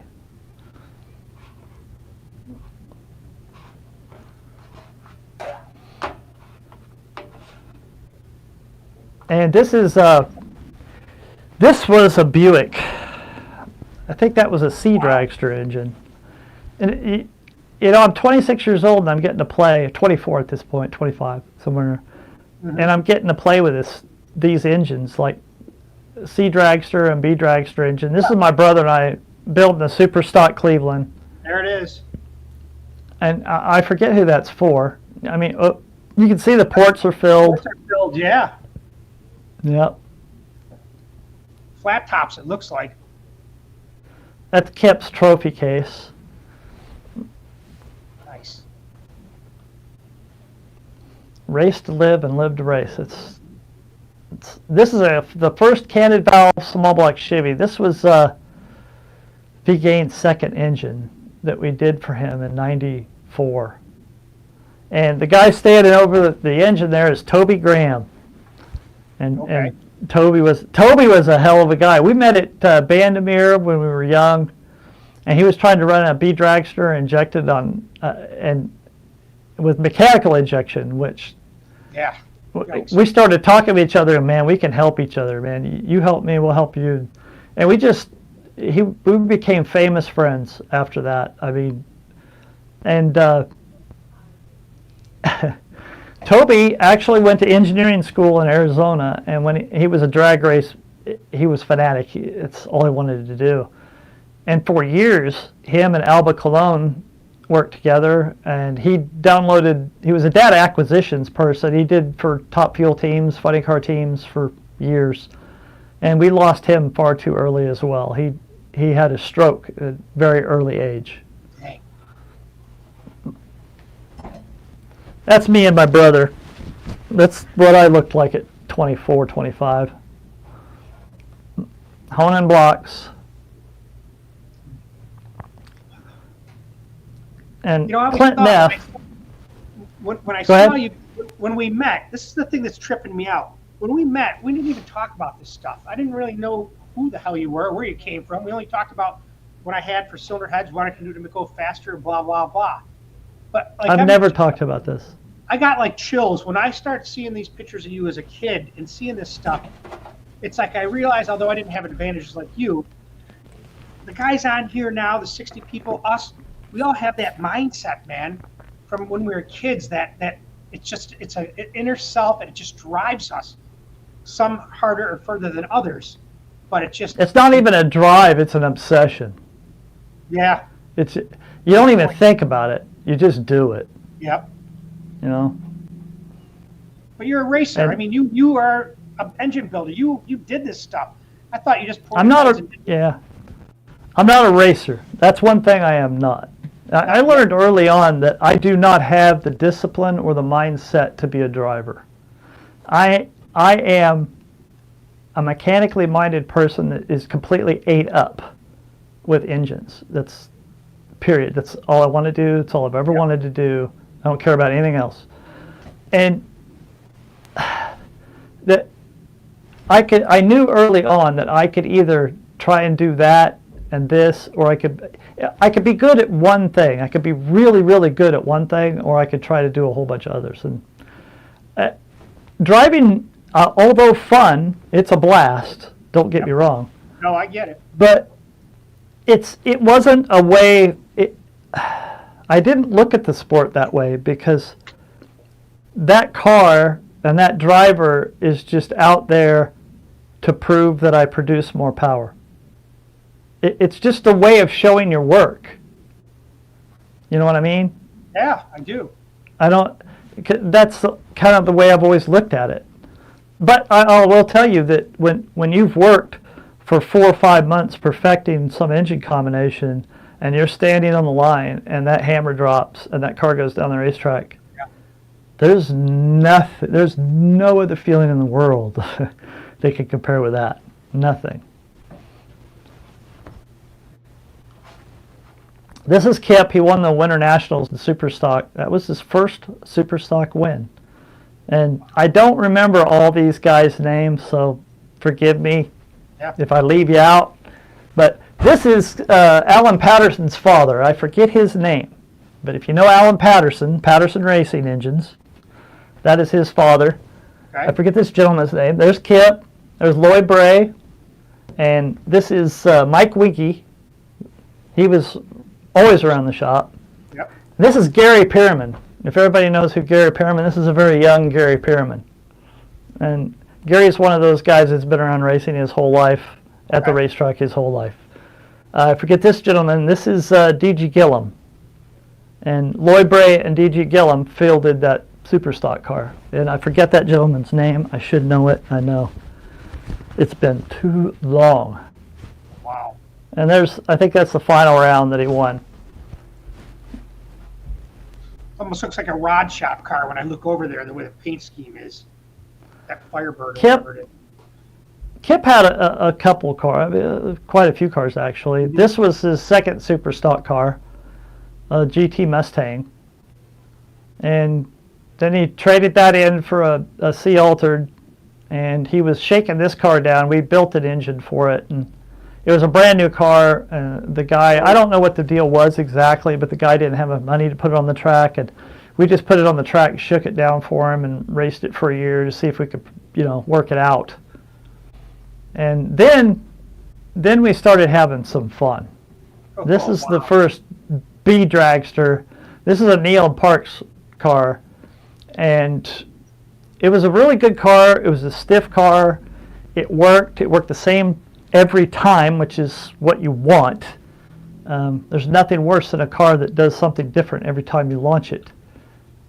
It was very consistent. If you rattled the tires on it, you'd have to weld the car in between runs, because we pushed that chassis farther than Neil or Frank Parks ever thought it would go into. We put it in a dragster, and this picture right here is an a dragster. It's got another 400 or 500 horsepower the car was ever built to take. So that's why it's pulling the front wheels off the ground. And Bill Maropoulos at the Winter Nationals was the first one in the sixes with an A dragster, and he used the same length of dragster. And he knew it was going to be a wild ride, and I was standing on the starting line because I couldn't wait to watch this shit, because I knew he had at least 950 horsepower in that thing. I knew he was going to set the record. I walked right up behind that car. I said, I got to see this. He pulled the wheel 6 feet in the air, and they didn't touch till the 8th mile mark. It was the most beautiful fucking run I've ever seen in my life. And he went 698. 698. It was just like, everybody was just like, that's one of those runs I'll never forget. I'll never forget that as long as I live. And this car was short. It would do the same thing. It'd carry the wheels out there right before the 8th mile mark and set them down. And that's not the proper way to run a car. We know better now. Right. That was kind of a brutal approach. This is us in the pits. I think this is Phoenix, Arizona. We raced dragsters there for a while. I love dragsters. I don't know why. They're just fun. We all have our little things that kind of float our boat, and rails are one of those things that just. This is kind of a funny picture. This is my mom calls this the famous appearing disappearing crew. We won best appearing crew at Phoenix, Arizona, and a year later, everyone was divorced and everybody was working for somebody else. Okay. The whole shop just split up. And, Kip often said he was an awesome racer, but a poor businessman. And he said that not jokingly. He was serious, because, we went bankrupt twice racing. We raced ourselves right into bankruptcy. And later on in life, Kip fielded this super stock Mustang. 289, 5-speed car with, he would never stop racing no matter how old or how broke he was. He was going to be at the racetrack, period.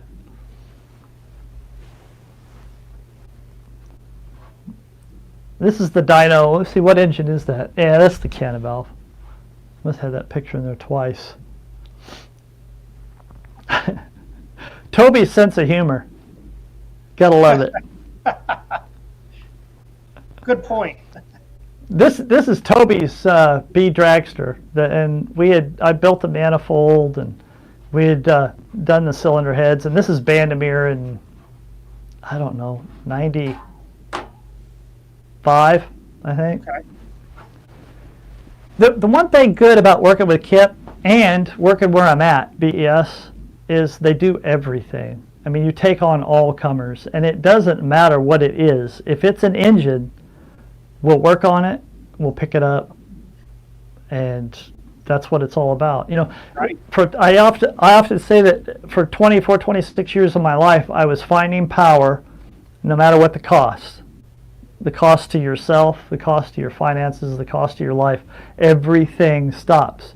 All you want to do is find more power in that Pro Stock engine, period. Yep. Now, what I do now is this basically the same thing, but I'm finding power at a set given cost. So if the customer says, I only got 20 grand to spend and I've got to run this fast, that's the business BS is in, because they can take that engine and say, okay, this much money, I could do this, this, and this. I can hit the high points. I can put the cam in. I could do this with the heads. I could do this with the manifold. For that amount of money, I can get you this much power. That's the game we play today.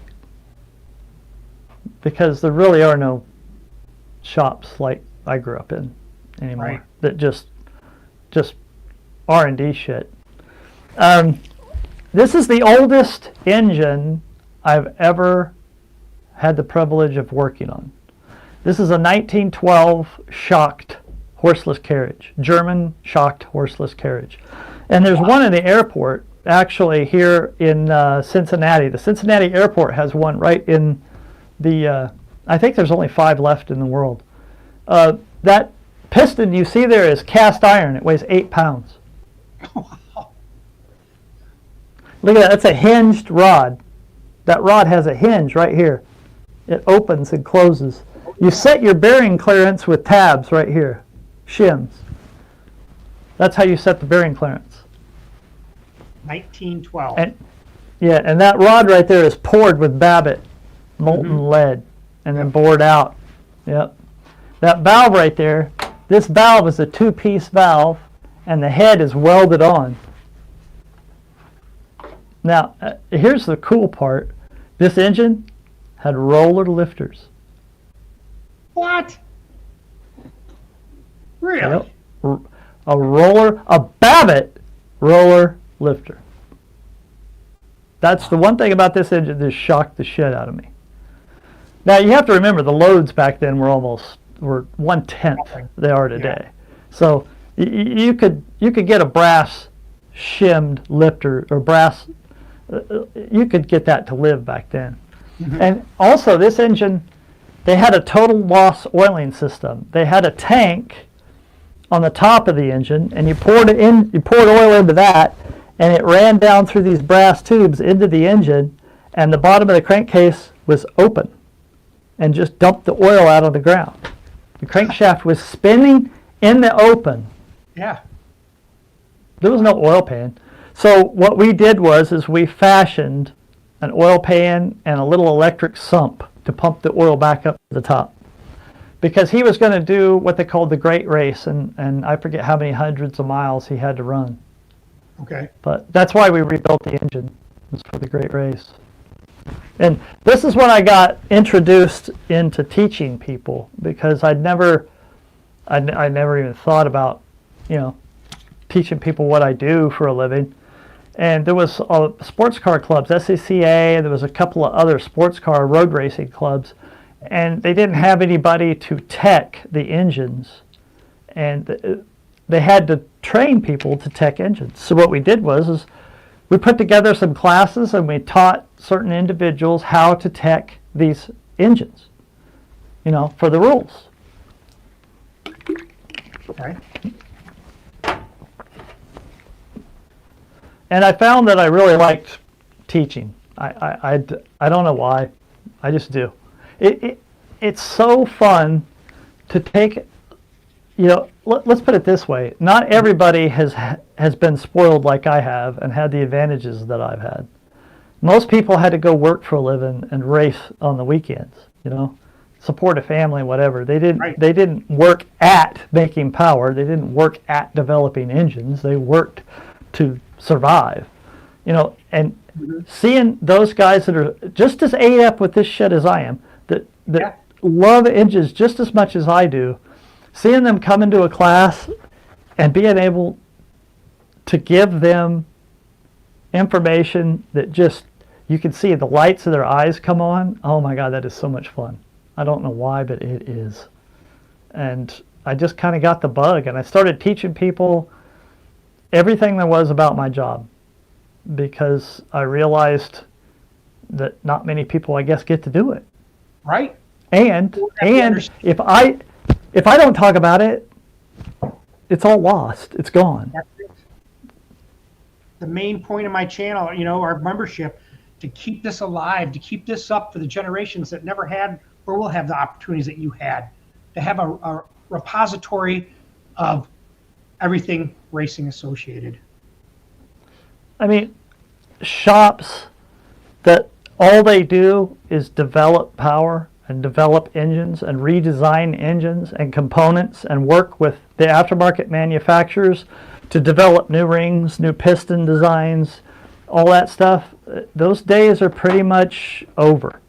Mm-hmm. You know, I was kind of in the heyday of it. You know, the 80s and then the 70s and 80s were kind of like the wild west of pro stock and drag racing. And the 90s, the technology started to creep in, then the aftermarket fired up, and you have Dart, the Maskins, and Brodix, and you have these other companies that are generating cylinder heads, and all that was drag racers. All of it was drag racers, and NASCAR later on.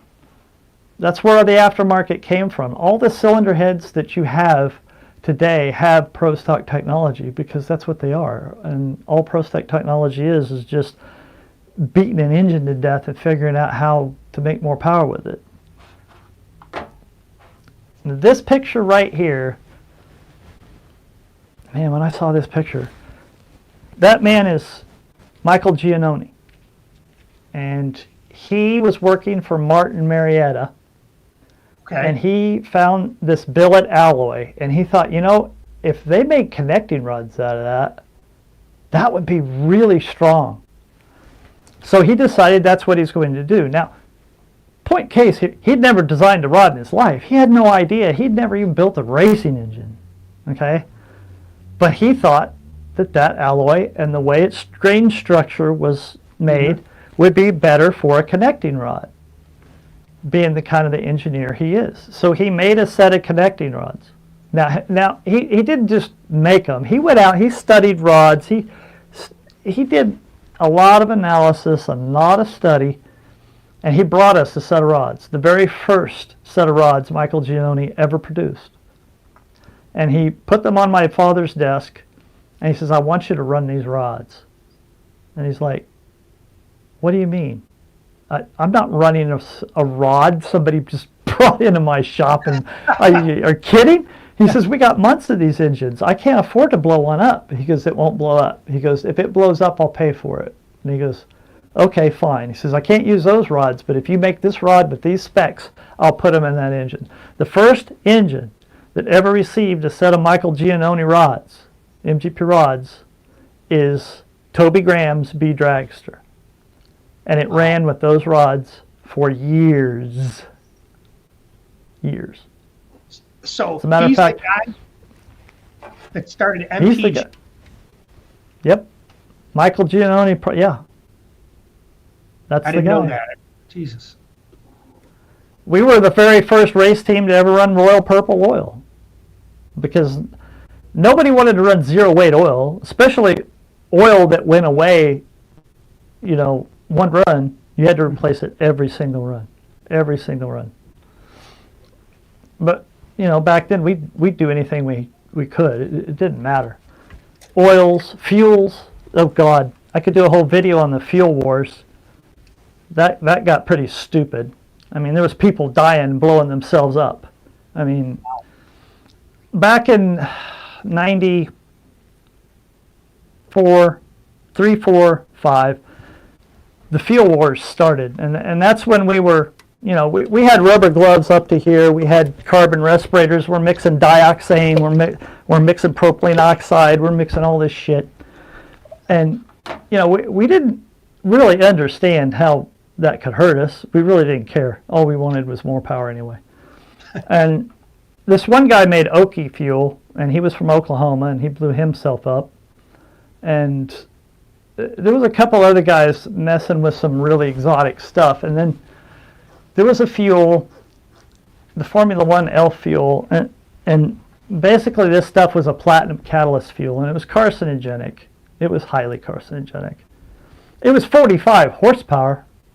Wow. In a highly developed engine, 45 horsepower. I mean, that was like, That's amazing. that's insane. Mm-hmm. And, you know, I think it was David Rare who came to the shop and he saw my brother and I in carbon respirators in the dining room. And Wow. Said that's the end of that shit. And then they called NHRA. And they Did he said, really? we need a fuel rule. Yeah. Wow. It's like, do you want pro stock cars going down the racetrack and birds falling from the sky because of no? Fumes, Come on. Yeah. Let's get real, okay? We need a safe fuel. And that was about the time too that C44 had been around for a little while. There was a guy using it, and that was 40 horsepower over anything else we had. But that was another thing. See, the combustion chamber design and everything around it is designed around the fuel.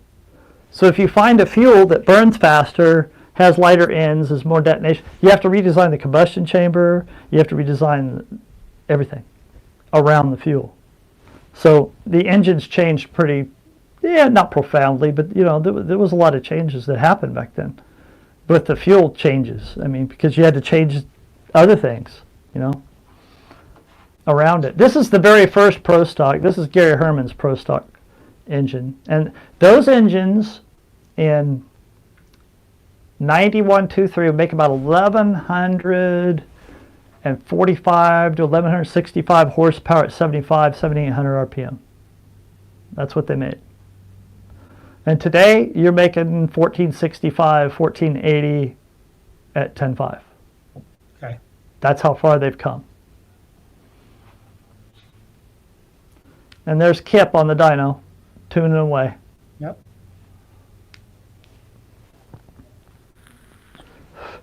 That guy right there, that's my brother, and a guy named Jim Hayter, a guy we call Ford Hayter. He was the crew chief for Gary Herman, and anybody in Pro Stock knows who Jim Hayter is, because he was one of those guys that was around Pro Stock, worked for teams, was crew chiefing for decades. He'd been around it since the 70s, and he passed from cancer in the late 90s. And then after my dad's shop was shut down, I went to work for Madcap for V Gaines for his Pro Stock team, and Dave Capriotti is the guy in the middle. It was the original owner of Madcap. He was the most awesome guy to work with, man. I really miss him. We had a lot of fun there too. We built comp engines. My brother there to the right. Yep. And that's the flow room there at Madcap. We not only had that's a laminar element flow bench, and this is a standard SF600. And the reason we have two flow benches is the laminar flow bench. You have to remember, when you're dealing with flow benches, there's different ways to measure the airflow, and a laminar flow bench is very sensitive, and you have to mathematically work out the correction factor, where an orifice flow bench, a superflow, you don't have to have a correction factor. But with that bench, it was like 5 different variables you had to keep in check to make sure that your data was accurate. And up here is a heater. So during the day, by noon, you would be dropping 5 to 10 CFM of airflow, because the heat was coming off of here and polluting the bench, and we didn't know it. So I got tired of messing around with calibrating this goddamn thing, and said, just go get an orifice flow bench so we can do some work. I'm tired of fighting this thing. And that's what he did. I'm going to take a short break, all right? Yeah, I'll keep talking. Let me get myself in here.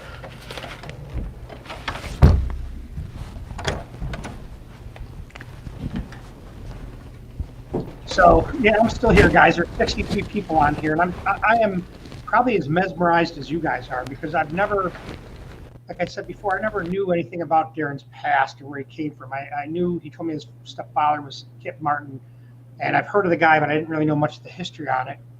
And I had seen, when we talked about starting this membership, I said, well, we need to introduce you so the guys know who they're getting this information from. And it's not just going to be him, as I had mentioned before. So then he said, well, I do have some pictures of when I used to race, and I'd seen him on Facebook and stuff, and especially the one that he had with the Cleveland there. And then he said, well, let me dig out some of this stuff. I know I got it. I'll look for it, and I'll get back to you. A couple weeks went by, and then next thing I know, he's emailing me these pictures, and I'm like, is that you? And he says, yeah, this is me. And he started showing me these detailed drawings that he did that he showed you before, and I'm like, look at this stuff. This is amazing history. These guys want to see this. They want to see where it comes from because, like we said, it's a black art. Porting heads and head flow is still a black art. Not a lot of guys do it, but I've never seen so many guys interested in it.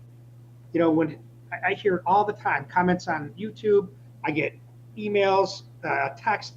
Guys love to listen to Darren talk about his experience and about what he's found. And this is, you know, this membership, and that's what we're trying to tell you guys. You know, it's not going to be free. I think he told me he said we need to make it like $14.99 a month. You can quit whenever you want. You don't get what you want out of it. But Jesus, Mary and Joseph, that's like that's not even the price of a $20 lottery ticket. And I guarantee you're going to be saving money, $1,000 on the first couple of lectures. You know, you want to be faster than all the other guys at the track. This is where you need to be, because it's not just him. You know, it's not just Darren coming in and giving you this information. It's going to be a lot of other guys that have a lot of real life experience, and that's what we want, is real life experience. All this theory stuff that we talk about and read about is great and fine. It makes us feel good, and yeah, we can do this. But until you see real life results from someone that's done it, and they have the data, and they can present it to you in this kind of fashion where you can learn, because this stuff is hard. I have a hard time grasping this and understanding that. And I ain't nobody. I'm just some guy in his garage that has a passion like Darren and want to get everything I can from my combination. So he's back now, and I'll flap my jaws later, but I'll put him back on the air. But a lot of guys ask. Go ahead, Darren. You brought up a good point, a really good point. When I grew up, head porting, induction, research, and development was a black art. It was the guys. Even before dynos, you would try something and take it to the racetrack. Well, learning anything by that means was haphazard and hit and miss, you know. And then we have dynos, and then we have data acquisition systems. You know, before data acquisition systems, you had two guys standing over the dyno looking at the gauge, an analog gauge, saying, well, I think it made 1150. Well, it was more like 1148. You know, it's like, it was all analog, you know. And I hated that. I despised the fact that a profession that I had chose to do was so, it wasn't well defined. There had to be physics and math that defined what I did. Otherwise, I couldn't make sense of it in my head. And you got to think, these guys, you know, Shepard and Ike and all those guys, they were just trying things, even on the flow bench, you know. Okay. And just putting it on the dyno and seeing if it worked. You know, it just try something and see if it worked, or see what it did. Trial and error, pure trial and error, with no real direction. The only direction you had was your experience. And that's scary, you know. So when I first started teaching or talking at AETC in 2000, and then the second, third, and fourth one that I did, after I started holding actual classes and teaching people this, there were some people that did not like that in this industry. Let's just say there was some people that wanted to harm me because Really? I was talking about it. Yes. Fuck that. Yeah, I got a couple threats. But what you're doing is, this guy has spent half his life gaining those experiences with no way to formulate a cause and effect basis on math or physics or anything else. He just knows that that's what works. And then you're telling everybody else that works? Right. Well, yeah, that'd piss off the Pope, you know? Oh, sure. And that's me with a super clean shirt. I worked for Darin Morgan at that time. I hate that picture, but I had to put it in there anyway. And I had a hard time finding a picture of this car. And then we went to the Rebus's car. Now, I was with Larry's operation for about 6 years, and it was pretty fun because, Larry was just like David Rear. It's like your job is to go make cylinder heads and make power. Go do that. Right. I don't care how you do it, just go do it. So I was left to my own devices and alone, and I kind of preferred it that way. It's just me. I didn't have other head porters with me. I didn't have anybody. It was just the only person that they could depend on was me, and I liked that a lot. And this is me and David Rear at the drag strip, probably 98, 99, somewhere in there. And that's my real dad. That's Larry Morgan. Okay. The Slick 50 operation. These are just pit pictures. This is me at Rear Morrison in 2002, maybe, somewhere in there. Now, I spent 20-some years, 22 years, I think, total at Rear Morrison, off and on.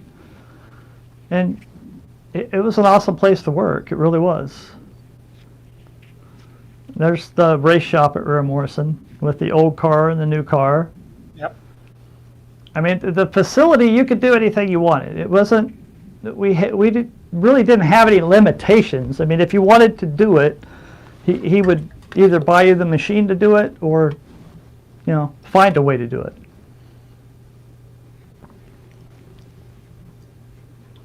I was talking to Warren Johnson yesterday. We were talking. Him and I talk a lot. It's funny, we've become great friends. And so he was telling me, because you were talking about Larry Morgan, I said, well, I'll get him on the channel. He said, oh, you better watch out when he comes on.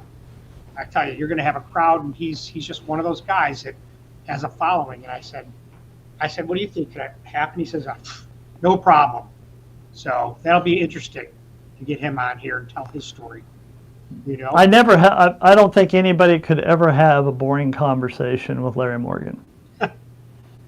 He's a personality in his own right, hardcore racer, and will do anything to field a car. I mean, that is his life, period. Now, the best year we did, we were third, and we qualified sixth. Number one 6 times and won 4 races. That was the best that I had ever been a part of as far as a team is concerned. And speaking of a team, I'm nothing without a team. I can't accomplish anything without a team. I mean, really? I am not a lone ranger. Believe me, I depend on a lot of people to be able to do my job. It's just like designing that Ford Pro Stock head. I mean, I had to lean on at least 10 other people, engineers, CAD designers, and everything else in order to get that done at Ford Motorsports. This was kind of the heyday of our operation. This is 12 Pro Stock engines. This is my brother's board. This is all the bearing sizes, crank stroke, all the specs on each engine that we had to keep track of. Yeah. We had 3 guys that were renting engines, and I think it was like $26,000 a race, but that's not a lot of money. That barely covered it. And we had 5 guys working all the time, keeping up with 12 engines in rotation.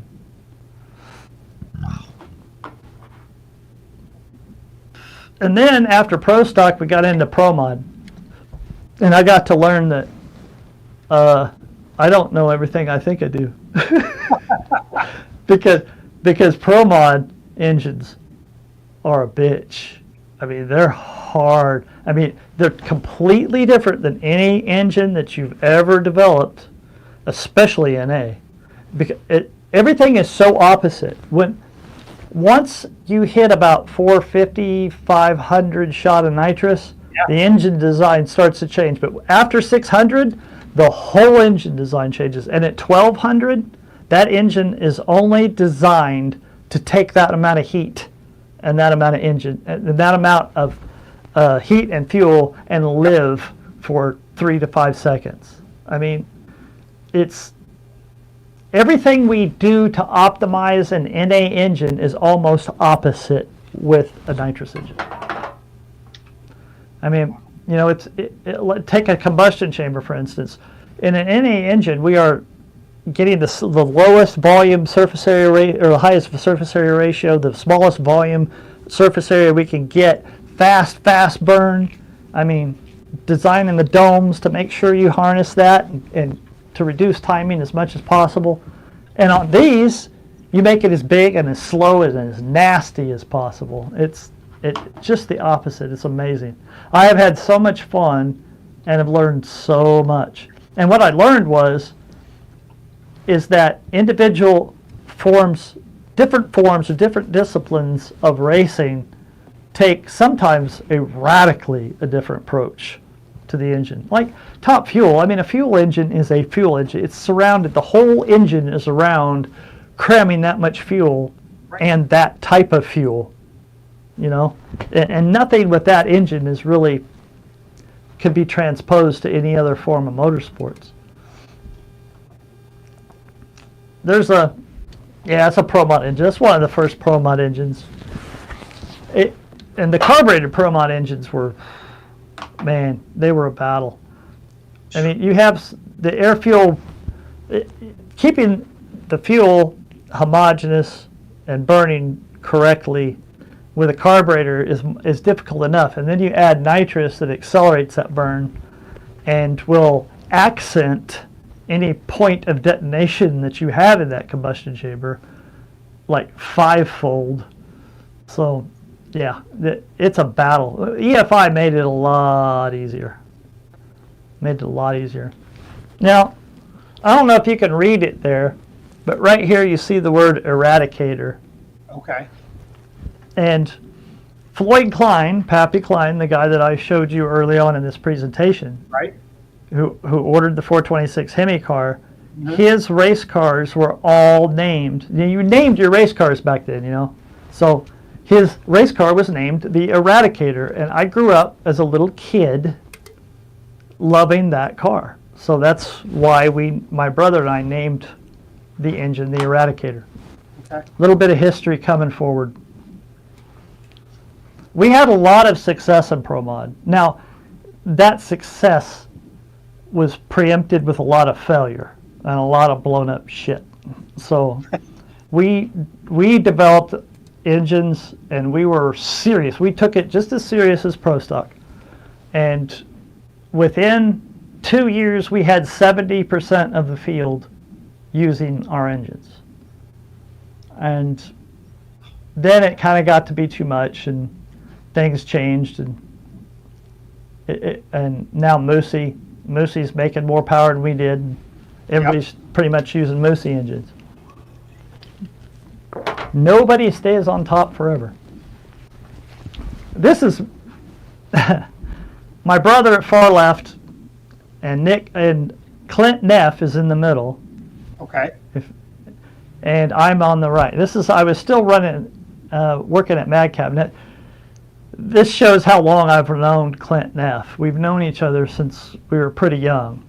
And he's the one that fields the A Econo Dragster with the new Ford Pro Stock engine that I helped develop with Ford and Jim Cunningham. And these are the cylinder heads. This is the first set of cylinder heads that I ever designed for like an OEM. Right. So this was working with Ford. And I've done presentations on that before. Mm-hmm. This is the only time I actually got everything I wanted. So, and he's been fielding the car, and it's been doing really well. It'll run right on the record. And Clint, I can't say enough. This is also a 4-cylinder with the JC51 cylinder head. Oh yeah. So that has it's a billet block with a Ford Pro Stock cylinder head on it. This is the 3rd generation of Neff family that races Competition Eliminator. And I love Competition Eliminator. I love it because it is normally aspirated classes, cubic inches to weight. You make more power, you go faster, period. I mean, that's the way I grew up. Was my whole life, was finding power in normally aspirated engines. And I grew up hunting and fishing, if you want to know. In Kansas, there's not a lot to do on the weekends. So what do? You go hunting and fishing. I mean, that was it. I mean, my brother and I used to run catfish lines on the weekends up and down rivers all the time. I mean, if we weren't racing, we were hunting and fishing. That was it. Another fact I didn't know. And I have had some hobbies in the past. I mean, I wasn't all drag racing. This is me at the ripe old age of 20. And if you notice, I'm wearing a parachute rig, and I'm sitting on the edge of a basket in a hot air balloon at 6,500 feet, about ready to go off. I started skydiving, and I was ate up with it for 10 years, man. That's every weekend off I was at the drop zone. I'd make 5-10 jumps in a day. I was hitting it hard. And it was one of those things where, drag racing is, if you're standing on the starting line, that's a hell of an adrenaline rush. But I needed my weekend adrenaline rush, so jumping out of airplanes. After about 8 years, I turned pro. I had 1,000 jumps. I started doing air shows and stuff, and of course my family was, yeah. I started doing wing walking. I started doing stunt jumps, which was what they call a double cutaway. I had an old belly reserve mounted right here, and then double shot cape wells sewn into my risers right here. So I was wearing 3 parachutes. I had a main and the reserve on my back, and the cutaway. So what I would do was, the last jump I did was out of a Stearman biplane, and I was in the back or the front seat, and he just turned over, inverted, and I just fell out and dumped the main here subterminal. And what I would do was cut one side away and hang on to it, and then pull the other shot in half and pop it, and I would be hanging onto the parachute and streamering it down. So the air show crowd would think it was a malfunction, when actually it wasn't a malfunction. It was purposeful. Yeah, that's the word. Purposeful. Yeah, I get it.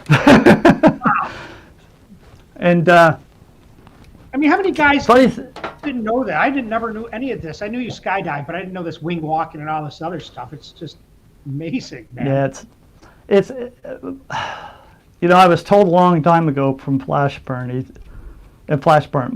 Jack Washburn. Everybody had nicknames at skydiving, and we called him Flashburn. He told me, he says, don't tell anybody you skydive. And he says, don't tell anybody about the shit we do, because nobody's going to believe you anyway. And he was right. And most of the stuff that we did, people won't believe me anyway. I mean, we were hitting 365 mile an hour fall rate with a 65-pound steel ball in 1990. I mean, they're just doing that 10 years ago. You mean, I was very lucky. The guy you see right here, that guy is, his name is Damian Herdlicka, and I dove with outlaws, okay?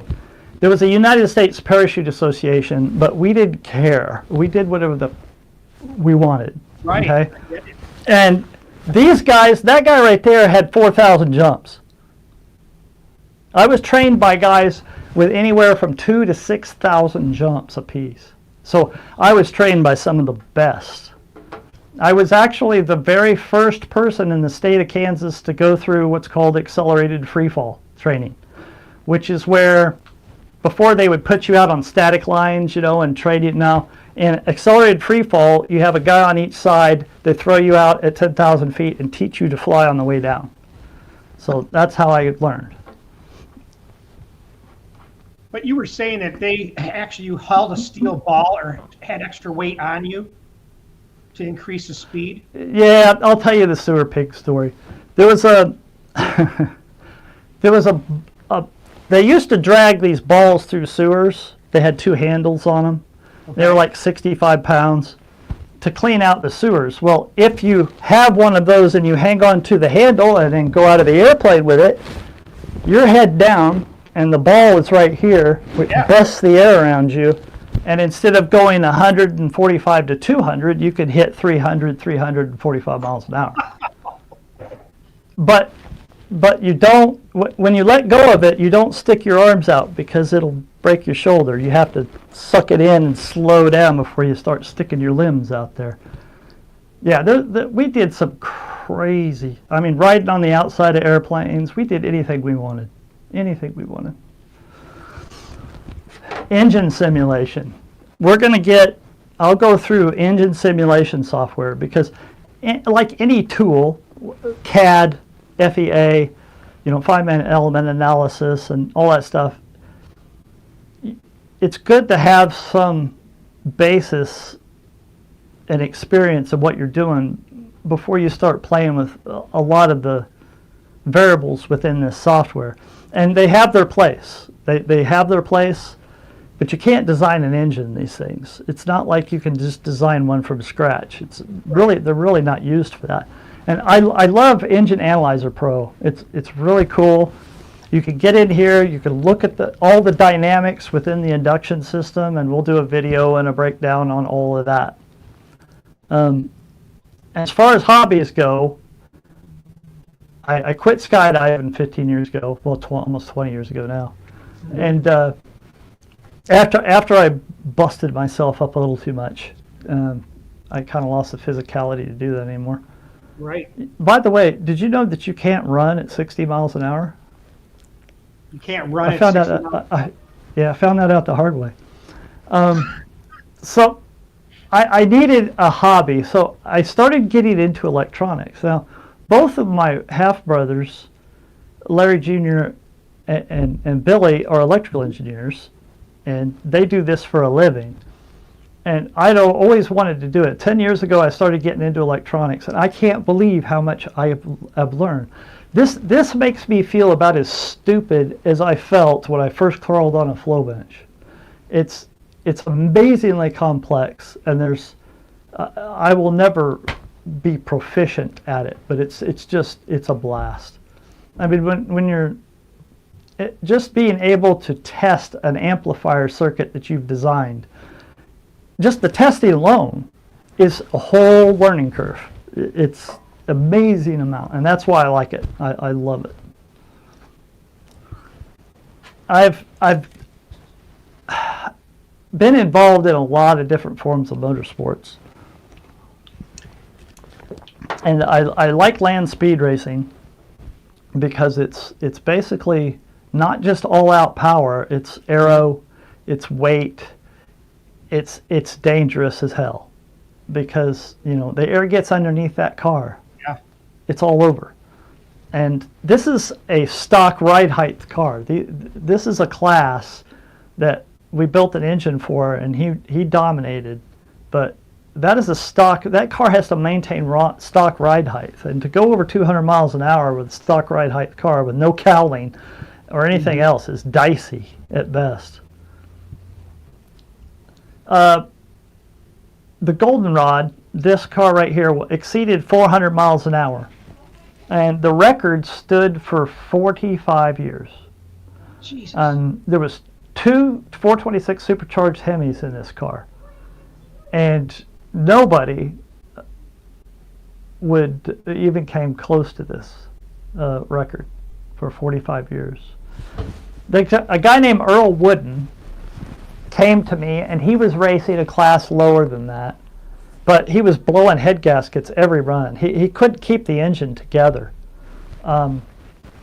He had no success whatsoever, so he brought the engine to us at Rear Morrison, and he was injected on alcohol, and he was detonating the head gaskets out of the engine. And at that point, I gained enough experience to know that you can't run a 12-degree cylinder head on alcohol, especially alcohol injection, because the lean areas are so bad, you were going to blow it up. Okay. You need at least a 14-degree chamber and enough chamber volume and depth to handle alcohol, even normally aspirated. And so I talked him into something that everybody said was nuts: carburetors and gasoline. Now, nobody ran carburetors and gasoline land speed record racing. It was all injected on alcohol. Okay. Now, why that is, I don't know. All I knew was that this engine was designed for gasoline, and that's what was going to work best. So I said, we have to have carburetors and gasoline. It's like, okay, well, this is how I fit this engine into this streamliner.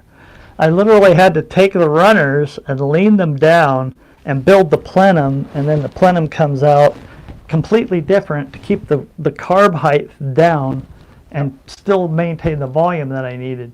Is a really, really tight fit. And anyone who's ever raced carburetor knows that cowling height to that carburetor can control the amount of air going in that engine profoundly. Mm-hmm. So, I mean, you could kill 100 horsepower going from here to here. So it's really critical, that air inlet is very critical. Now, this is the car after it was purchased, and I'll remember him here in a minute. His son was named Spirit of Rhett. Or Rhett. His son's name was Rhett, and he died from cancer. He named the car Spirit of Rhett. And he hired engineers. He had a really good shop. He hired us to do the engine, and he stretched the car. If you notice, this car right here is a lot shorter than this car. Yes. And the reason is there's about 50 gallons of ice water right there. We did something that everybody, and I'm telling you, everybody said we were crazy, would never work, you're out of your mind. We did it with one engine, normally aspirated, gasoline, on nitrous. Nitrous. And Wow. everybody said we were insane for even attempting it. What they didn't know is, one, we've been pro mud racing, we've been pro stock racing. This is a pro stock engine on nitrous. We got this covered. We know what we're doing. Okay? We've been here, seen it, and done it. So basically that engine never got over about 120 degrees Fahrenheit the whole run. And that was for multiple reasons. One, it carried ice water with it. And two, it had 4 bottles of nitrous. And as the nitrous decreased, the air-fuel ratio increased. So it would go from 13 to 12.5 to 12. Yep. So the combustion chamber temperature maintained itself perfectly. He put 20 runs on that engine on nitrous. Never heard a thing.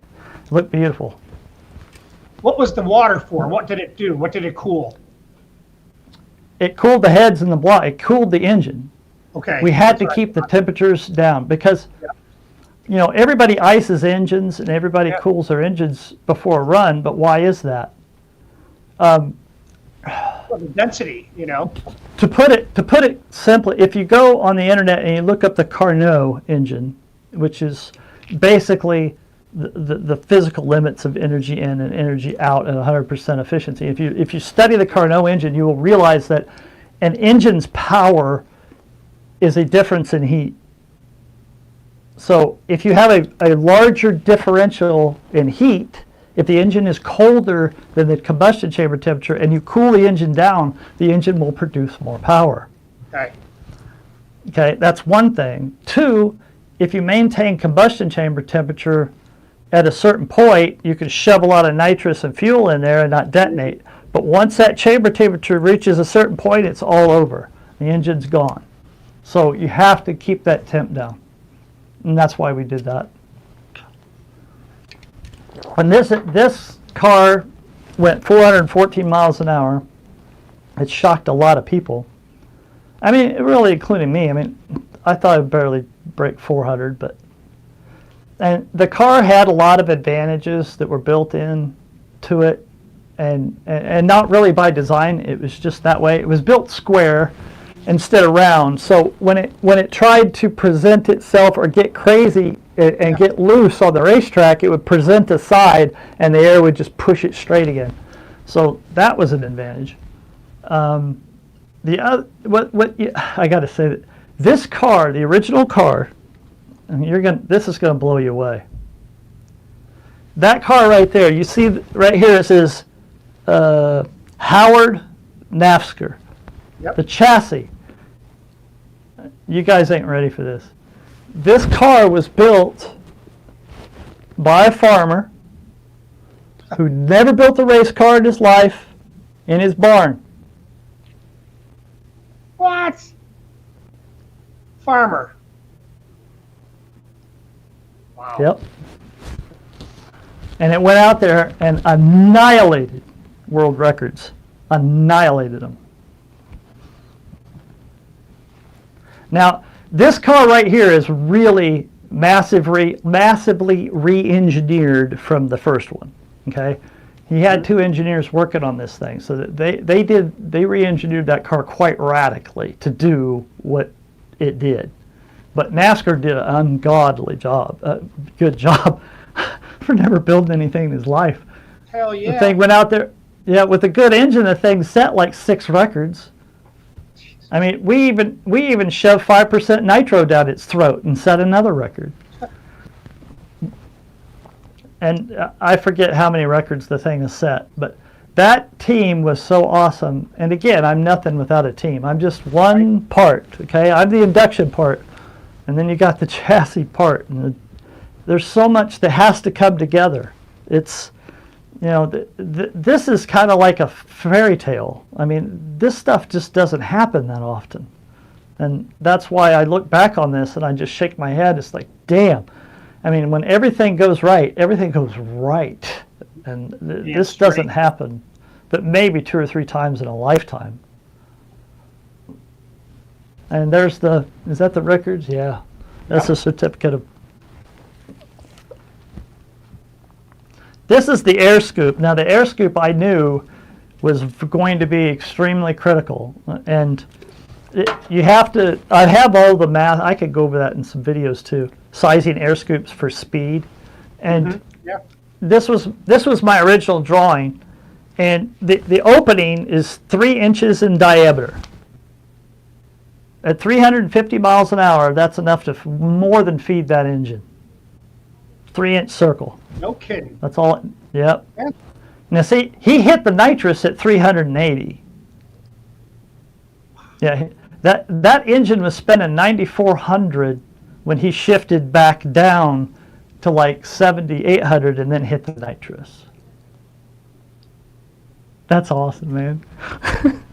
I can't even imagine. I can't even imagine going 380 miles an hour and going click, 600 horsepower. Yeah.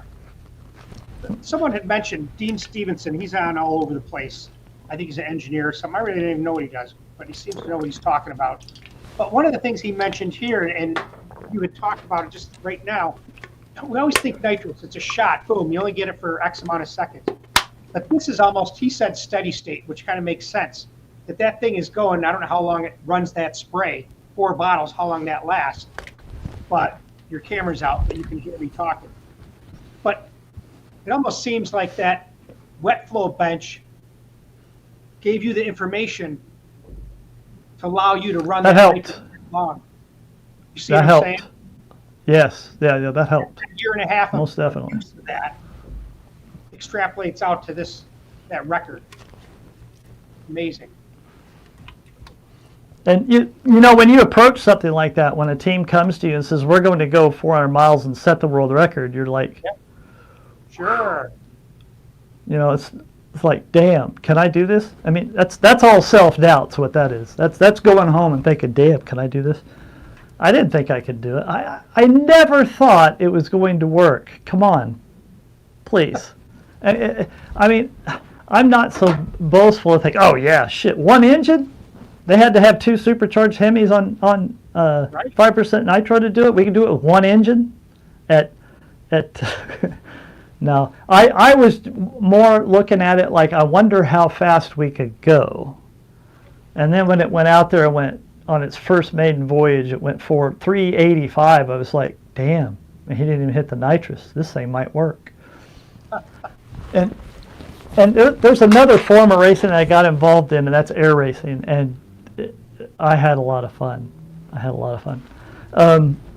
Formula One air race. You see right there, I made certain brackets and stuff so I could port these jugs. And Formula One air racing is just a little, have you ever seen a Cessna 150? It's got the same engine. And in Formula One, the rules state that engine has to be stock. Stock cam, stock valve size, stock piston size, stock rings, stock crank, stock everything. The parts literally have to be OEM parts. Now you can get an aftermarket piston, but it has to be the same dimensions and sizes as the stock piston. You can't go small rings and all that other stuff. So it was really limited, really limited. And the camshaft, they measure the camshaft every 10 degrees, and if you're off more than 2 degrees from a stock camshaft, you're out. Wow. Yeah. 2 degrees. So the only thing I could do was increase the efficiency of the induction system and hope for the best. And that's what I set out to do. And you see here, this is a mock-up of the runner. There's a tube that fits on here. Now this is all weld out here. You can't really see it because it says you can modify the induction system. That's the rule. You can modify the induction system. Porting, no epoxy, but no welding, but you can, in the heads, you can't weld the heads, but you can weld on the trumpets and stuff. So this is all weld. All this bend right here, that's about a 1/2 inch of weld. You can see all the weld here. And then the plenum itself, I probably had 4 days just welding and contouring because the carburetor is an updraft and it goes into these runners that are all fed into this common plenum. But the common plenum, the size itself, is actually no larger than one tube. So I built the whole plenum and made it bigger and got some pressure recovery in there and some residual and got some radius and then enlarge the tubes as much as I can, which is about 5 thousandths. And the end result was that he took this to 2 championships. And where the other guys were lucky to spend 40, you got to remember these engines, 2,600 RPM max takeoff, 2,800 max takeoff power. That's about it for a stock motor. And that little fucker right there will go 4,600 RPM with a 3-blade prop. I mean, nobody could spin a 3-blade prop until he came along. That engine woke up. It was unbelievable how much RPM that thing gained. Just taking the induction system and going, I just got to get more air through here. Mm-hmm. And I have to do it efficiently because the tube is only 1.5 inches. The whole inlet tube, it's like this long, and it's only 1.5 inches. That right there is your restriction. So it doesn't matter how efficient you make each end of that, that's still your restriction. So match the efficiency of the port and everything else with that restriction and keep the airflow going through there at a maximum level of efficiency is what I did. And the end result was unbelievable. And that's Justin Metters is the name. And those airplanes are so slick and so fast. I mean, he has to land really, really fast because that thing is a razor blade going through the air. And he's in a wheelchair? Yep. He's in a freaking wheelchair flying that plane? Yep. Damn, man. Hats off to him. Wow. 2 championships. He missed 1. Later on, there's no money in this. I mean, if you're going to do this, if you're going to develop an engine for this, you got to do it because you love it and you want to, And it was such a challenge. It's like I looked at what everybody else was using, and I'm like, there's a lot of power here. This is going to be fun.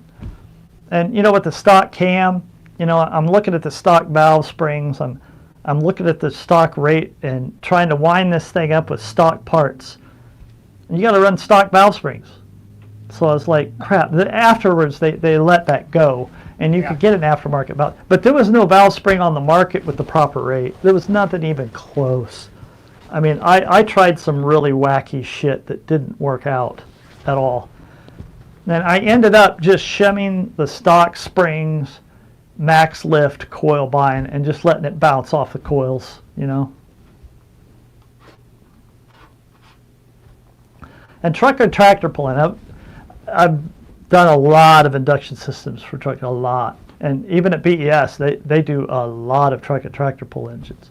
And they're very good at it. I mean, their Really? engines, yeah, their engines are winners.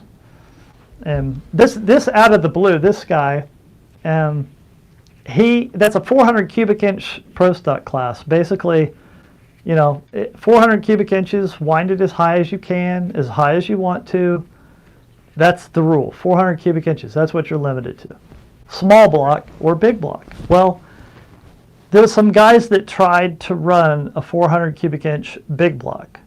The problem was there's a lot of rotating mass, and the valve, the bore stroke ratio is screwed up, and you can't make it too over square. There's too much valve area. There's a lot of problems with the big block for a 400 cubic inch motor. So what I did was I took a set of profiler 12 degree heads and moved the valves in to get the proper valve spacing for a smaller bore, and then got the stroke correct, and then used small mains, small rods, Honda rod journal, you know, yada yada. And that engine will turn about 10,800 RPM. Jesus. And he dominated for 10 years. Nobody could touch him. Nobody even got close. And now BS came out with some small blocks that caught up with him here in the last 5 years, about 5 years ago. But everybody would look at that engine. It's like everybody. There's been multiple people try to do a big block. Well, they're trying to use off-the-shelf stuff. Well, you can't do that. Yeah. You have to engineer the engine to function properly, and which is the proper bore stroke ratio, proper over square, proper valve area, proper everything. Well, that has a 2380 intake valve in it. Wow. Why did I pick a 2380? Because it flows just as much air, and I can make it perfectly efficient to fit that engine at 10.5. That's why it's a 2380 instead of like a 2.4 or a 2350. I mean, when you're engineering something, when you're developing an engine for a specific purpose, specifications like that mean nothing. You actually, the math will tell you what size things should be. This is a family that this is a cool story. Everybody knows about 20-degree cylinder heads. Where did 20-degree cylinder heads come from? Who was the first person to take a Dart 360 cylinder head, weld a 1/2 inch on there, roll it, put the valve guides in it at 20 degrees, Yep. and race it in a class? You're looking at it. The class was called Texas Pro Stock. What it was a class that a bunch of guys in Texas that own Pro Stock cars said, what we're going to do is we're going to use a 565 engine with conventional cylinder heads. We're going to put a 20-degree rule, and we're going to have one carburetor cast intake manifold. And you can basically do anything you want from that point. So by the time it was all over, they were using tunnel ram manifolds with 2.4s. Well, the cast stuff would make 1250. The 2.4 with 2.4s, 565 with these 20-degree heads, all welded up, completely re-engineered, would make 1,300 horsepower. That's what those cars were running the 6s with conventional cylinder heads. So when I did the prototype 20 degrees, and then Rick, he was doing them too. Slick Rick? And yeah, Slick Rick. And Yeah. we were the only two people in the world doing those heads, taking 26, 24 degree heads, welding a 1/2 inch on the deck. I would take 3 1/8 welding rods in a drill press and hold them and spin them together to make a huge welding rod at 350 amps, and just sit there and feed that 53, 56 rod as fast and as meat as I could, and then air hammer the shit flat. And it took me days to weld a 1/2 inch on a deck. but that's just what it took. If you're going to go for broke, you got to go for the throat. That's what you got to do. And I mean, those things were making 1,300 horsepower And that's my with point. two carburetors. This is the Go ahead. stuff about the membership. Sorry to interrupt you, but this is the stuff these guys are dying for. They want that advantage. You've done it. You've lived it. Now you can give back to them. This is where it's going to be a big advantage for them. Whatever. And you know what's funny? Yeah, I'm the first guy to ever do the 20-degree deal, but that shit was being done in the late 80s, early 90s by pro stock racers. That's old hat. It's not something I invented. I mean, they were welding decks and rolling heads back then. I mean, that's just that's just my job. You know what I mean? It's not new to me. That's just what you had to do to get where you needed to go. And then what we did was we sent a 20-degree head to Dart, and then they had copied that for their Dart cylinder head design that they have now, and actually made it a lot better. They made it thicker, they made it taller, they made it fit conventional manifolds by adding, the Brodix guys. Actually, Slick Rick took his 20-degree prototype, his 20-degree head to Brodix before mine went to Dart. So that's where the heads came from. And by the way, those truck pullers you see there, they were, let's see if I can get back here.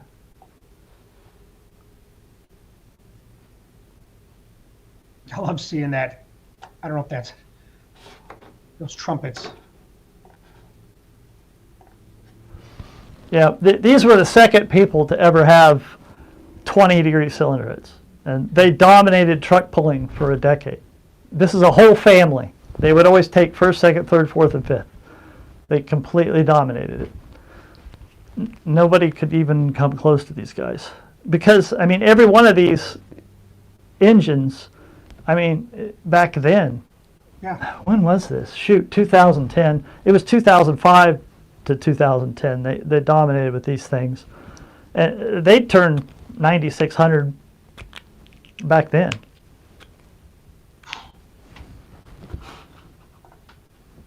The end. That's it? Okay, guys. That's See you it. later. All right. Well, thanks for being here, Darren. I'll talk to you later. Hey, we got questions. You know, we got here's questions. the thing. Like, I haven't paid attention because I've been on, you couldn't see me, but sometimes I was standing up close because I want to see. I'd put my glass on so I can see better from where I'm sitting. And my hands are sweaty. I'm like, oh my God, listen to this stuff, because I've never heard any of this. And I'm like, well, I wonder what time it is. We've been talking for 2 hours and 37 minutes already, just like other live Are you chats. kidding? No, I ain't kidding. I said, oh, let's do this for about an hour, maybe hour and a half. Yeah, we'll probably be done before that. I said, okay. And now it's 2 hours and 37 minutes, and we're going to go to at least 3 hours. And It feels guys like 45 minutes. I know. That's what I'm saying. And guys have all these questions. I was typing stuff while we were talking. I said, hey, no more questions. We're not going to do questions. This is Darren's story. This is kind of where we came from. And there's a lot of questions on here. And then I started thinking, this is the key stuff, like I said before when I kind of interrupted you, that guys want. They're dying. They're dying for this. Hey, I got this combination. And then when you said combination specific, there's a lot of guys out there running 565s or whatever the numbers are. And if you want to make X amount of power, you need this, this, and this. It's already a recipe, so to speak. You're going to give these guys the recipe for horsepower. And not just in that combination, but on the cylinder heads. And why you should why don't you run a titanium valve in that cylinder head? Spend a little extra, and this is why. All these little tips and tricks are what's going to bring these people the performance, what they want, to be faster than the next guy. This stuff here, and I'm telling you, it's dirt cheap for the price that we're talking about. I'm amazed, man. I don't know what to say. It's just blows me away. The aha moment someone mentioned, all these aha moments, and it's like they were coming off left and right for me. I didn't know all this stuff about you, and I thought we are good friends, but I thought I knew a lot about you. I didn't know shit about you, really. Where you came from. I don't know why we didn't get into those details, all the talks we've had. you know? Because it's not really important to what we're talking about. But it is. It is important. You know, I'm telling you, like, I'm getting emotional right now, and I never get like that. Like, it's like I feel, I don't know how to explain it. It doesn't matter. But I'll admit, I got a little emotional digging out all these old pictures and going through some of this stuff. Yeah, I'll admit that. And I'm the guy that's lucky here. I'm the guy that's lucky. You know, I'm lucky to have you as my friend, and I'm lucky to have you on this channel. And we're going to take it to the next level. And that's what I talk a lot, you know, and I'm very slow at getting things done because I got a lot of stuff going on. But I know when I tell you I'm going to do something, I get it done. And that's where we are. Well, this pilot episode is how I named it. You know, live, loud, and lucky. Don't ask me where it came from. It just happened. You know. By the way, yeah. It's the Troutman videos. Are they out, or are you working on them? The what now? Troutman. Trout? You mean a human? Human. I'm sorry, human. Yeah, human. Yeah. Well, actually, I mean, like he came here. We're talking about Bob Huteman, guys. Now, this is a guy that worked for Ford for 34 years. I did put the video out. It's already had like 13,000 views. It's only been out for a couple of days, and that was this morning. I don't know what it is now. But Darren hooked me up with Bob. Again, almost like instant friends. Like there's a bond that us gearheads have that once you unlock it, it's like, I don't know, it's encompassing. So yeah, I put down his video of the cylinder head, or excuse me, the block that he designed and made with Steve Ambrose. And then we started talking about the cylinder head, and we stopped it there because that's a whole nother video. So yeah, thank you for hooking me up with him. Amazing man. Very amazing.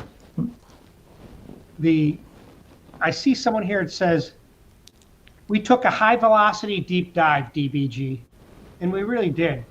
You know, we tried to do this before. I don't know if I mentioned this, but you and I tried to do the same thing, record it, and then we were going to upload it on YouTube. But I don't know, it didn't have the chemistry. It was hard. It was back and forth. And I said, you know what, our best thing to do, Darren, is just we're doing it today where we practice to see if we could get things, how it looks and how it works. I tried. I don't rehearse anything. I hate rehearsing. Yeah, me too. I just talk off the top of my head, just talk about what I know, and it'll all come out. If I rehearse it, I'll mess up. Me too. We do our best thing.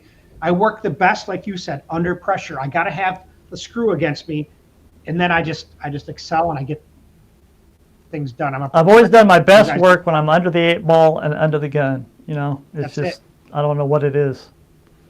And your head is on the chopping block every freaking time. You know, we had talked about that, and we'll mention that. That's a whole nother video. When your job is making power, if you don't make power, you lose your job. Right. You lose your friends probably, you know, if they were friends. I mean, all that can happen, you know, just the way it is. The racing is dynamic, not just the engine, but just the whole thing, the genre of drag racing, aircraft racing, truck pulling, you know, that salt flat stuff. I mean, it just blows me away. It's all the same thing, only a lot different, if you get what I'm saying. You can't achieve anything. The one thing, the team dynamic is so important. If you don't have a group of individuals that are all like-minded, work together well, and all singular focused on that end goal, it won't work. It just won't work. If you got one guy in there that isn't on task, it just screws up everything. And it's kind of funny, of the good projects, the projects that some of them I'm known for, some of them I'm not, all of them had a team that was formulated really well, and everybody worked well together, had a common goal, and you know, could almost read each other's minds. It's one of those situations where you get a group of guys that are so skilled and so knowledgeable, they know what the other's thinking. And that very rarely happens, but man, it's fun when it does. There's no I in team. That's the old saying I've always heard, you know. You got to have those guys. Yeah, like we do. We have this chemistry. We had talked about this before, that somehow, like I don't know much about I never imported cylinder heads, But by talking to you a couple of years, I mean, I have a great understanding. I know that I can see the airflow in my brain. I know where it's going. I know the passages, the locations where it slows down just from our conversations. And guys are dying for this kind of stuff. You break it down into tidbit sizes where I could understand it. You know, when you talk about, you know, the vortex or wherever, blah, blah, I can see it in my head. I get an idea of what it's like. And that's what these guys want. They want that understanding to help their combinations.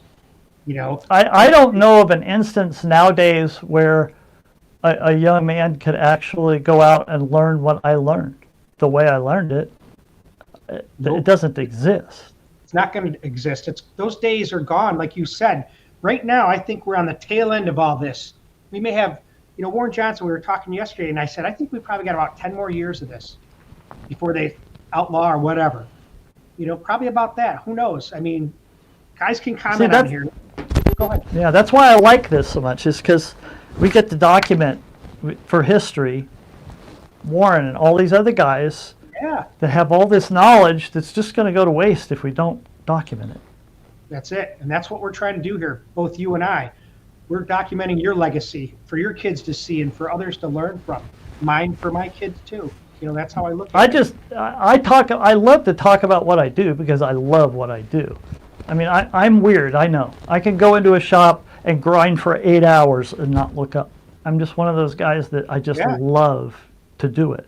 It's like people have asked me, and I've tried to train a lot of people how to port cylinder heads and manifolds, and I've had guys give up within 20, 30 minutes and went, no way, I ain't doing this anymore. Because, well, let's face it, it's painful, it hurts. It's something that you really have to apply yourself to. And when you're grinding for 8, 10 hours straight, I mean, it used to take months of grinding to do a set of Pro Stock heads by hand. I mean, we have CNCs nowadays. We don't have to worry about that. But that was, I don't think anything about it. I've trained my body and, I got tendons, my hands are a mess, everything's a mess from grinding, but I got calluses so thick it'd blow your mind from holding grinders in my hands for 40 years. But it's like asking a sculptor why he likes to sculpt. He doesn't know. He just makes the statue. And that's kind of like me. It's just, I love to grind. I don't know why it is, but I do. And I've loved it since the first time I making a new port shape and a raw piece of aluminum is just fun for me. And when you showed me how to do that Holley strip dominator, my first intake, I was out there grinding on my car trailer with a welding table so it's up in the air. I put my headphones on. I'm in like this zone. And it's like, I don't even have to shut the, I just go. And I can see the air where it's going to go. It's going to hit here. I go up here. I'm coming back here. I mean, I'm for like 2-3 hours for me. Then my wrists and arms get tired, but it is addicting. Once you see it, Yeah, I'm dying. Go ahead. All the head, if you talk to any head porter, he'll tell you about the time warp. And when you're concentrating and so focused on what you're doing, I have literally ported a manifold and turned it over and forgot the last 4 or 5 hours. I mean, 8 hours seems like about 3 to me when I'm grinding, because you just get that, and it's all muscle memory, and you just tune out, and time goes instantly. It's amazing. Don Losito said that too to me. He said, when I started getting into this zone, he said, just like you said, I don't even know where the time was. No phones mean anything, nothing. Family, nothing. This is what I do. Another person with history. Mm-hmm. John Salvatera, $10. Thank you. Thanks, Darren and Tim, for going forward with this endeavor. We all want to learn.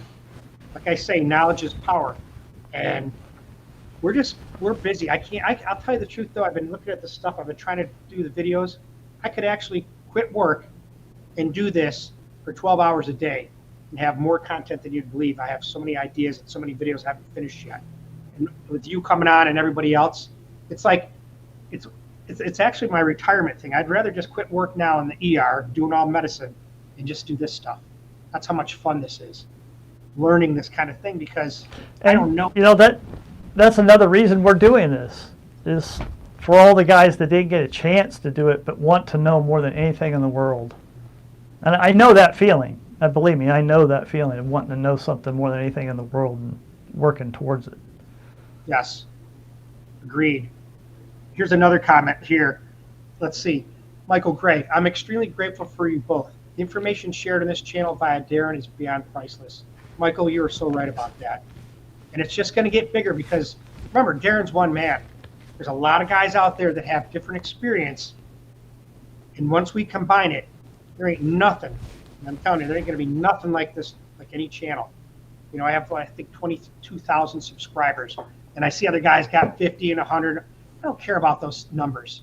It's not about the numbers. It's about the history. And that's what I got to think about and focus on. All those numbers and people want us to, that all come when the time is right. We only have so much time on this planet, you and I. We got to get cutting hay. And that's how I look at it. And we've decided we got to do it. We said we'd be ready by January 1st. This is stuff that's not, it's hard for you, Darren. You know, you might The last 3 weeks till 1 a.m. in the morning, every night I have been working on this studio and streaming and throughput and Jesus, I've learned more about cameras and exposure and lighting and Jesus, it's ridiculous.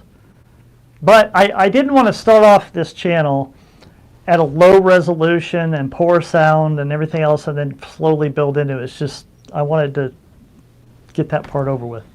We got you. We're going to hook you and bring you in. And that's our goal. Because once you're there, you ain't never going to stop learning. Because you're never too old to learn. That's what Warren Johnson told me the other day. He's 81. I said, you still Yeah, learn but when you get older, you learn a bit slower. It takes a little longer. That's Instead of having to true. read that page 2 or 3 times, I got to read it 10. Sometimes I have to. When I'm watching your videos, sometimes I have to listen to them again 3 or 4 times to try to get these concepts. But that board, that is the key, brother. That brings it all into focus. That's normal. That's perfectly normal. I've never, like an electronics book of circuits or an engine book on anything. Hold on a second. Yeah. You know, Okay. I'll keep talking, but I'll go back and see what questions we have. Because I know a couple there are some decent books. I mean, like automotive math. Yes, That's a good one. Okay. And then, of course, Billy Godbolt's new book. Yes. Now, I've messaged him, and of course, one of my mentors, Harold Bettis, Engine Airflow. And then that engine math book. Anybody that gets into engines should get engine math book. And then there's other books that I forget. I've got them out around here. Like Blair, all the books from Blair. I'll put some links on for it and see about helping these guys out because everybody wants more knowledge. I figure we'll go for at least 3 hours and then call it quits because that's a long time, you know. What time is it? How long have we been on? 2 hours and 52 minutes. Another 10 or 15 Holy minutes. crap. And I know. I'll put some questions up. Let's see if there's some questions here. Maybe guys will still be interested. There's still 66 guys listening to this. But a guy named Tom put this in, and I said, well, if we have time, I'll go ahead and I'll put this question up. Your camera's gone. There you are. And if we get time, we'll answer it. If some other guys got something, we'll answer it. And we'll just do another live chat with just questions. But here's what he says. Tom says, I just chimed in. LS3 turbo above. 635, 45-degree seat. W back cut, laid back, SSR, short side radius, still 408 feet per second, still turbulent, straight in vein maybe. Make sense? Yeah, I understand exactly what he's saying. That's too fast. 408's too fast at the short turn, right? Well, you have 635 lift. I'm assuming that this is a hydraulic roller. Street engine, which I would have to know your specific use for this engine and its RPM range in order to give you an educated opinion on whether that's fast or slow. But let's just take this point. If it's 635 lift and you're 408 feet per second at the short side radius, I mean, you're going to be limited. I mean, in other words, the power is going to start to be limited at probably about 6,500 RPM, 6,400. But with a 480 feet per second short turn, you're going to be able to make peak torque down there at 3,800. If you lay it back to like 380, it's going to go to 4,600. So the short side airspeed, apex airspeed, layback, and all that stuff on the LS3s, LS7s are very, very critical. So it will depend on what the engine is. Is it a stick car or is it an automatic? What is your shift point? What's your gearing? I would have to know all that in order to tell you whether that is your target or not. Which is key, because this is exactly where the membership comes in. You want to ask Darren these questions, you can consult him. Whatever you have, you got to have the information, like you just said, stick car, everything that matters, weight, what you're using it for. Put the data down there. We'll hook you up. You'll get the maximum combination of a consult from him. A lot of guys want that information. You can make it happen. I've talked for decades, and I tried to take a lot of these variables and kind of boil them down into some general rules of thumb, for people to live by. And it kind of backfired on me in a way, because I set what's called the 90% rule on the throat. Yep. In other words, what I stated was that if your throat is 90% of the valve, you're safe. In other words, if you're there, you're not going to kill power. You're going to make good torque in mid-range. You might sacrifice some top-end power and mid-range, but the engine will accelerate, it'll pull fuel, it'll do everything right if you do that. Is there more power capable? Yeah, I should have said that. Now, people have taken, they take certain specifications like that and they take them as gospel, like it has to be 90, or the 90% rule means that all throats should be 90%, and that's just not it. That's just an area of safety that keeps you out of trouble, and a pro stock, an NHRA pro stock could be 91, 92, 92.2, an IHRA pro stock, unlimited pro stock could be 93, 93 and a half. A low RPM deal could be 89%. But look at this. Look at the range that I just talked about, 89 to 93. Yep. You're dicking around with 20 thousandths of an inch on a 200 valve here. That's how critical this is. So, 90% is just meant to keep you out of trouble, because if you make it too big, that's probably the worst thing you could possibly do for any engine combination.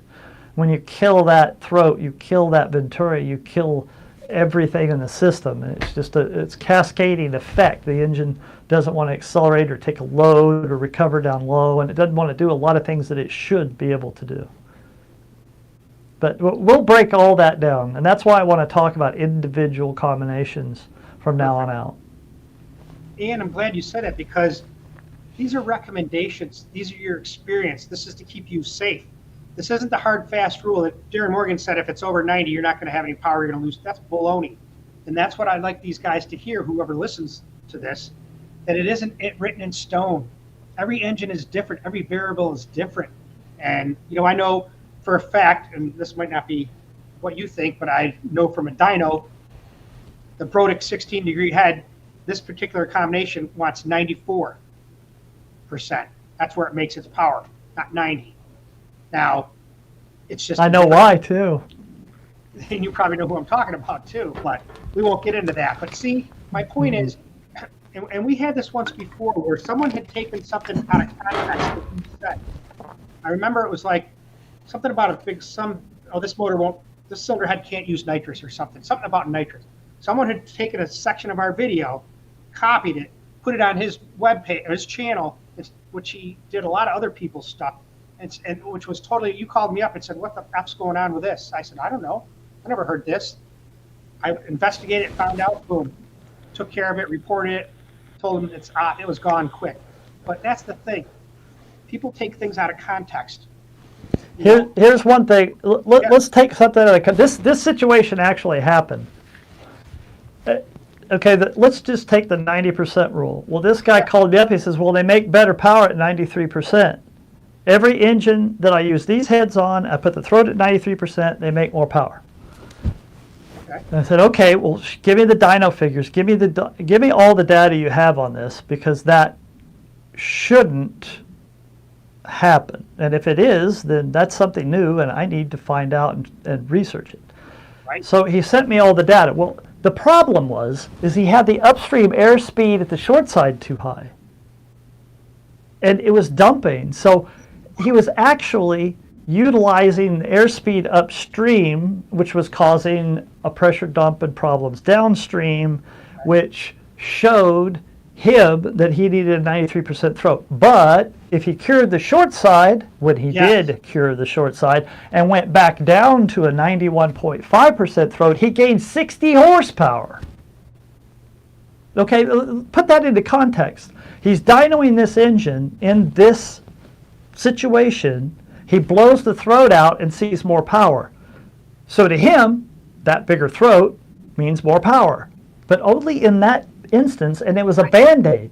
It was a Band-Aid for a bad situation. Yeah. That's what we mean to do, is help people stay out of those bad situations. And save money. Oh, Speaking of God. money, force fed, $20. Thank you, my friend. Thank you both. I'm ready to get membership. Darren has helped me out by messenger for free. Never asked for anything. Bless you both. We appreciate the blessings, you know, and that's why we said, you know, we're not out to make millions of. You're not going to make millions of dollars doing this. We just want to compensate for his time when he does this, you know. I got to put my glasses on because now the comments are blowing up here. You know, when we first started to think about doing this, you know, I've seen people memberships of, you know, $25, $50, $100.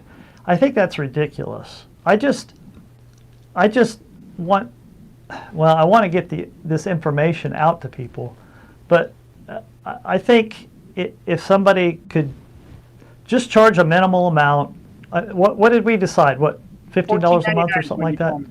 Yeah, and I think would be. You know what? Better. You guys are on here. There's 74 guys. This is going to be replayed. So why don't you guys take time and put a comment on here and tell me what you think. That's what we're doing, $14.99. So make some comments about that. And also make some comments about who's going to commit to this.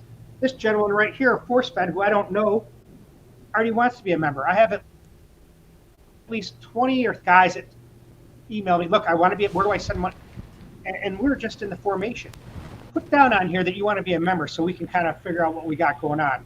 And we'll get it. We're going to make it happen. Probably sooner than later. But we want to have, like I said, we want to have some, when you go to this membership, I don't want you going there and going, because it isn't like you can explore this when we make this. It's a thing where you turn on the button, now you're a member, now what do you get? Well, you better get something when you come here to DGBU, or you're going to be dissatisfied. So we've already got. Go ahead. Here's what I want to do.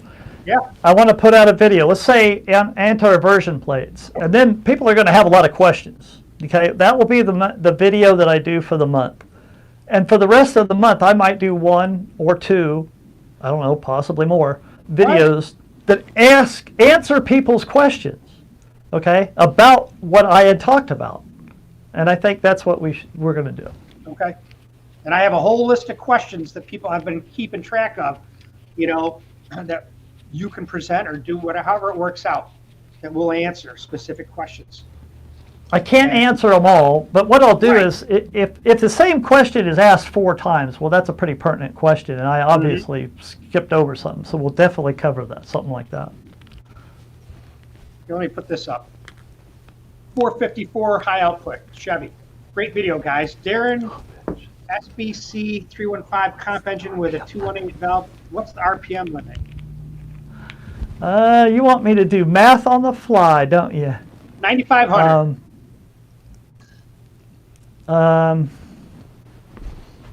You keep talking, thinking, and Let's see. Yeah, you keep talking. Yeah, I have no problem Keep doing talking. that. So guys, you guys put on the comments, because I do read the comments, and I've been writing them down in my notebook here. So we have a whole list of stuff to go over. Things that you want to know about. You know, if you want to consult Darren, put it down. I want to get an engine consult. I want to plan this build out. I'd like him to give me some insight on it, and we'll make it happen. You know, let me see what he's got here. Is there any game on Coyote Head going to a slightly larger? I can tell you, I don't think he does anything with those heads, but we'll save that question. So you're better off what is it? to stay a bit closer to 85 than 90, generally talking. I would say yes. What do I know, right? But from our talks with Darren, it's better to be a little bit less, I think, than it is to be past the 90%. Yeah. Unless that works for I your don't- comp. Go ahead. Obviously, I'm going to have all my spreadsheets and shit in front of Yep. me if I'm going to do this stuff on the fly. And But what was it again? It was go back to that question. Yep. There's a 265. What is it? 2180, 315. Yeah. So a 315 comp engine with a 2180 with a sufficient bore. I mean, if a 2180 and a 315, if that thing could hit 11.5, I would be shocked. There it is. Because there's other variables, but Hold on a second. A 2180. Well, let's just look at doing math on the fly. A 2180 valve. that's what I'm talking about, you know? I mean, how many guys can sit there and just look at this stuff and kind of come up with an answer? Not many. And that's what we're going to let you guys have access to. I don't know if it's a wedge head, a cannon valve head. I'm assuming it's a wedge head. So it's going to move with a 284. Bruce, Say 420. I'd pay $100 to be a member. Well, thank you for No, that. but 2180. We're Yeah, not charging $100 to be a member. 20. Now, on the other hand, if you want to consult Darren, I can tell you it's probably going to be in that range. It's not going to be $14.99 to consult him. We had talked about doing a consult, and if he's going to do a consult for you, it's not, you know, a 20-minute consult. This is quite a few hours to come up with the information that you want to know. So thank you, Bruce, for that. We appreciate that.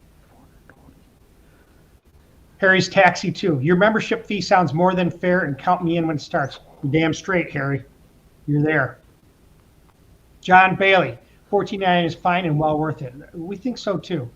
You know, I see other places have memberships for $1.99 and $6.99 or whatever it is. You know, YouTube takes 30% off the top. So that's how we came up with that. I want in. I like it. Suggesting making a student price, get the young people involved early. You know what? That's funny that you said that because we had already talked about that. 11,000. I mean, What's that? it's a 2180 is capable of making peak power at 11,000 if you can get 420 out of it, 420 CFM, about that. But knowing nothing about the bore stroke ratio or anything else, Right. it's I think that probably put him in the ballpark. I was just going through some questions. I'll put the one back because let's finish. I'm jumping all over. Mike G, suggest making a student price. Get the. You know what? We had already talked about this. The guys from SAM, if they tell me they're from SAM and have credentials or however they do it, boom, they're not going to charge them for that. We want these young kids in here. We have a young kid who's 16 years old I've been talking to who made his own engine. Okay? That kid has a lot of talent and a lot of potential. Darren met him at PRI. yeah. He's going to be Yeah. he's going to present his stuff. You know, this is what we're talking about. Let's see. How about this one, and then we'll go back to a question. John Salvatore. Well, Tim, tuition for Syracuse University, I know that well, is about $80,000 per year. So $14.99 is very reasonable, at least to me. Thank you very much, John. Let me go back. Oh, by the way, Yeah. back to that question on the 315. It also depends on whether that's a wedge or a cannon valve head, because a cannon valve head is going to make it 11, and a wedge head is probably going to make it 800 RPM lower or more. So Now, just think of that Go ahead. little tidbit. So, let me get back to where we were. Is there any way? Oh, yeah. I don't know if you got. Is there any game on a Coyote head going to a slightly larger valve when using the 94 millimeter bore? depends on your RPM range, what the engine's being used for, your manifolding. Yeah, That Okay. decision would be made after analyzing the entire engine combination. Yeah. I Perfect. can't, there's not enough information there to answer that. Okay. And I answered this already. We'll see if I told the right answer. So you're better off to stay a bit closer to 85 than 90, talking generally. Well, if you're talking about a 4-valve head, yes. If you're talking about a 2-valve head, no. 2-valve. Okay. A 2-valve, said- 90% is about as small as you want to go unless you got like 500 lift. Okay. I said it's probably better to stay closer to 85 than going over 90. So Yeah, four valve heads are a different world. Yeah, that it's the 4-valve stuff is convoluted, difficult, engine specific. It's a lot more difficult than 2-valve stuff. performance NA via Darren, how would you work with a standard 4-valve cylinder head to gain more efficiencies with original parts? Thank you for sharing your great knowledge. I've done a lot, especially comp stuff. And comp stuff is easy with 4-valve stuff because it's basically just size the port and make it efficient and put all the air pretty much to the middle. It's not hard. But when you're dealing with an engine that has to operate efficiently over a wide dynamic range, meaning on the street, that's a whole different ballgame. But when you're talking wide open throttle drag stuff, that's not hard. I mean, to design that is pretty to the point. But there are so many other transients that you have to take into consideration with street cars or high horsepower street cars or something you're going to drive. So if that's something you're going to drive, then I would have to know everything about what you're doing in order to make a determination there. And like I said before, that's where your own private consultations will come into play. So, wow. Tony Clem. I don't know what that is. Is that a... Thank you, guys. I think that's euro, but I don't know what that means. $50, we'll call it. Thank you, Tony. Appreciate that.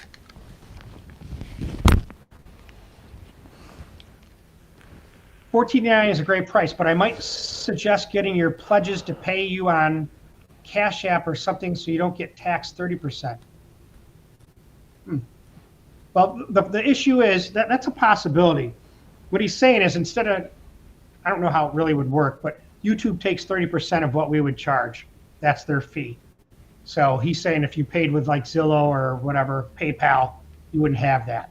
We'll figure all that out. Good suggestion, though. Thank you. I gotta take a break. Yeah, take a break. Let me keep going. Just want to go back to this because I think that is euro, and that's a substantial thing. And like I said, anything we donate here goes to Darren. So thank you for that, Tony. Get your questions ready. Sorry, Optimum Performance. Tim, I have a spare copy of Billy's book I can send you. Either keep it or do a drawing for the group. I bought it, then went to his class and can't read. Thank you. I appreciate that. Yes, email me or message me on Facebook, thpa351@gmail.com. So yeah, get a hold of me. Definitely, I will take that donation and we'll use it in our lectures. Hopefully I can get Billy to come on and talk. Daniel Powell, if any of you guys know him, I talked to him while Darren was getting stuff set up. We're going to talk on Monday. He's an engine builder, does a lot of camshaft work, has his own camshaft grinder, which not many guys even know how to run those, let alone have one. So he's going to be a viable person and resource on this channel.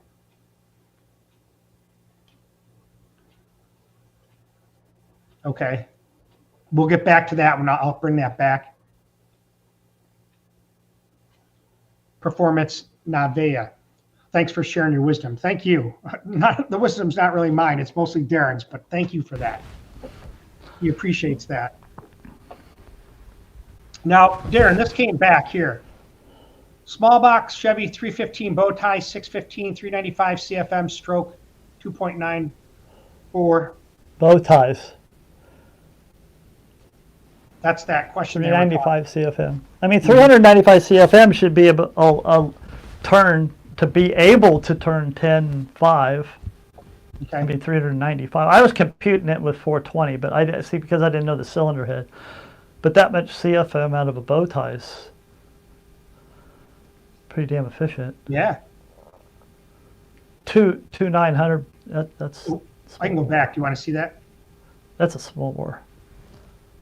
Yeah, 2.9. 4160. But okay, see, that's a plenty big bore for that size engine. That's a lot of oversquare. So that thing should be able to reach its maximum RPM easily with that amount of airflow. Oh yeah, it's a big bore. So I would have to get my spreadsheets out and actually do that. You're asking me to do math on the fly, but I would say 10.5 would be pretty close. How close am I? Tell me. I don't know. I guess 9,500, but what do I know?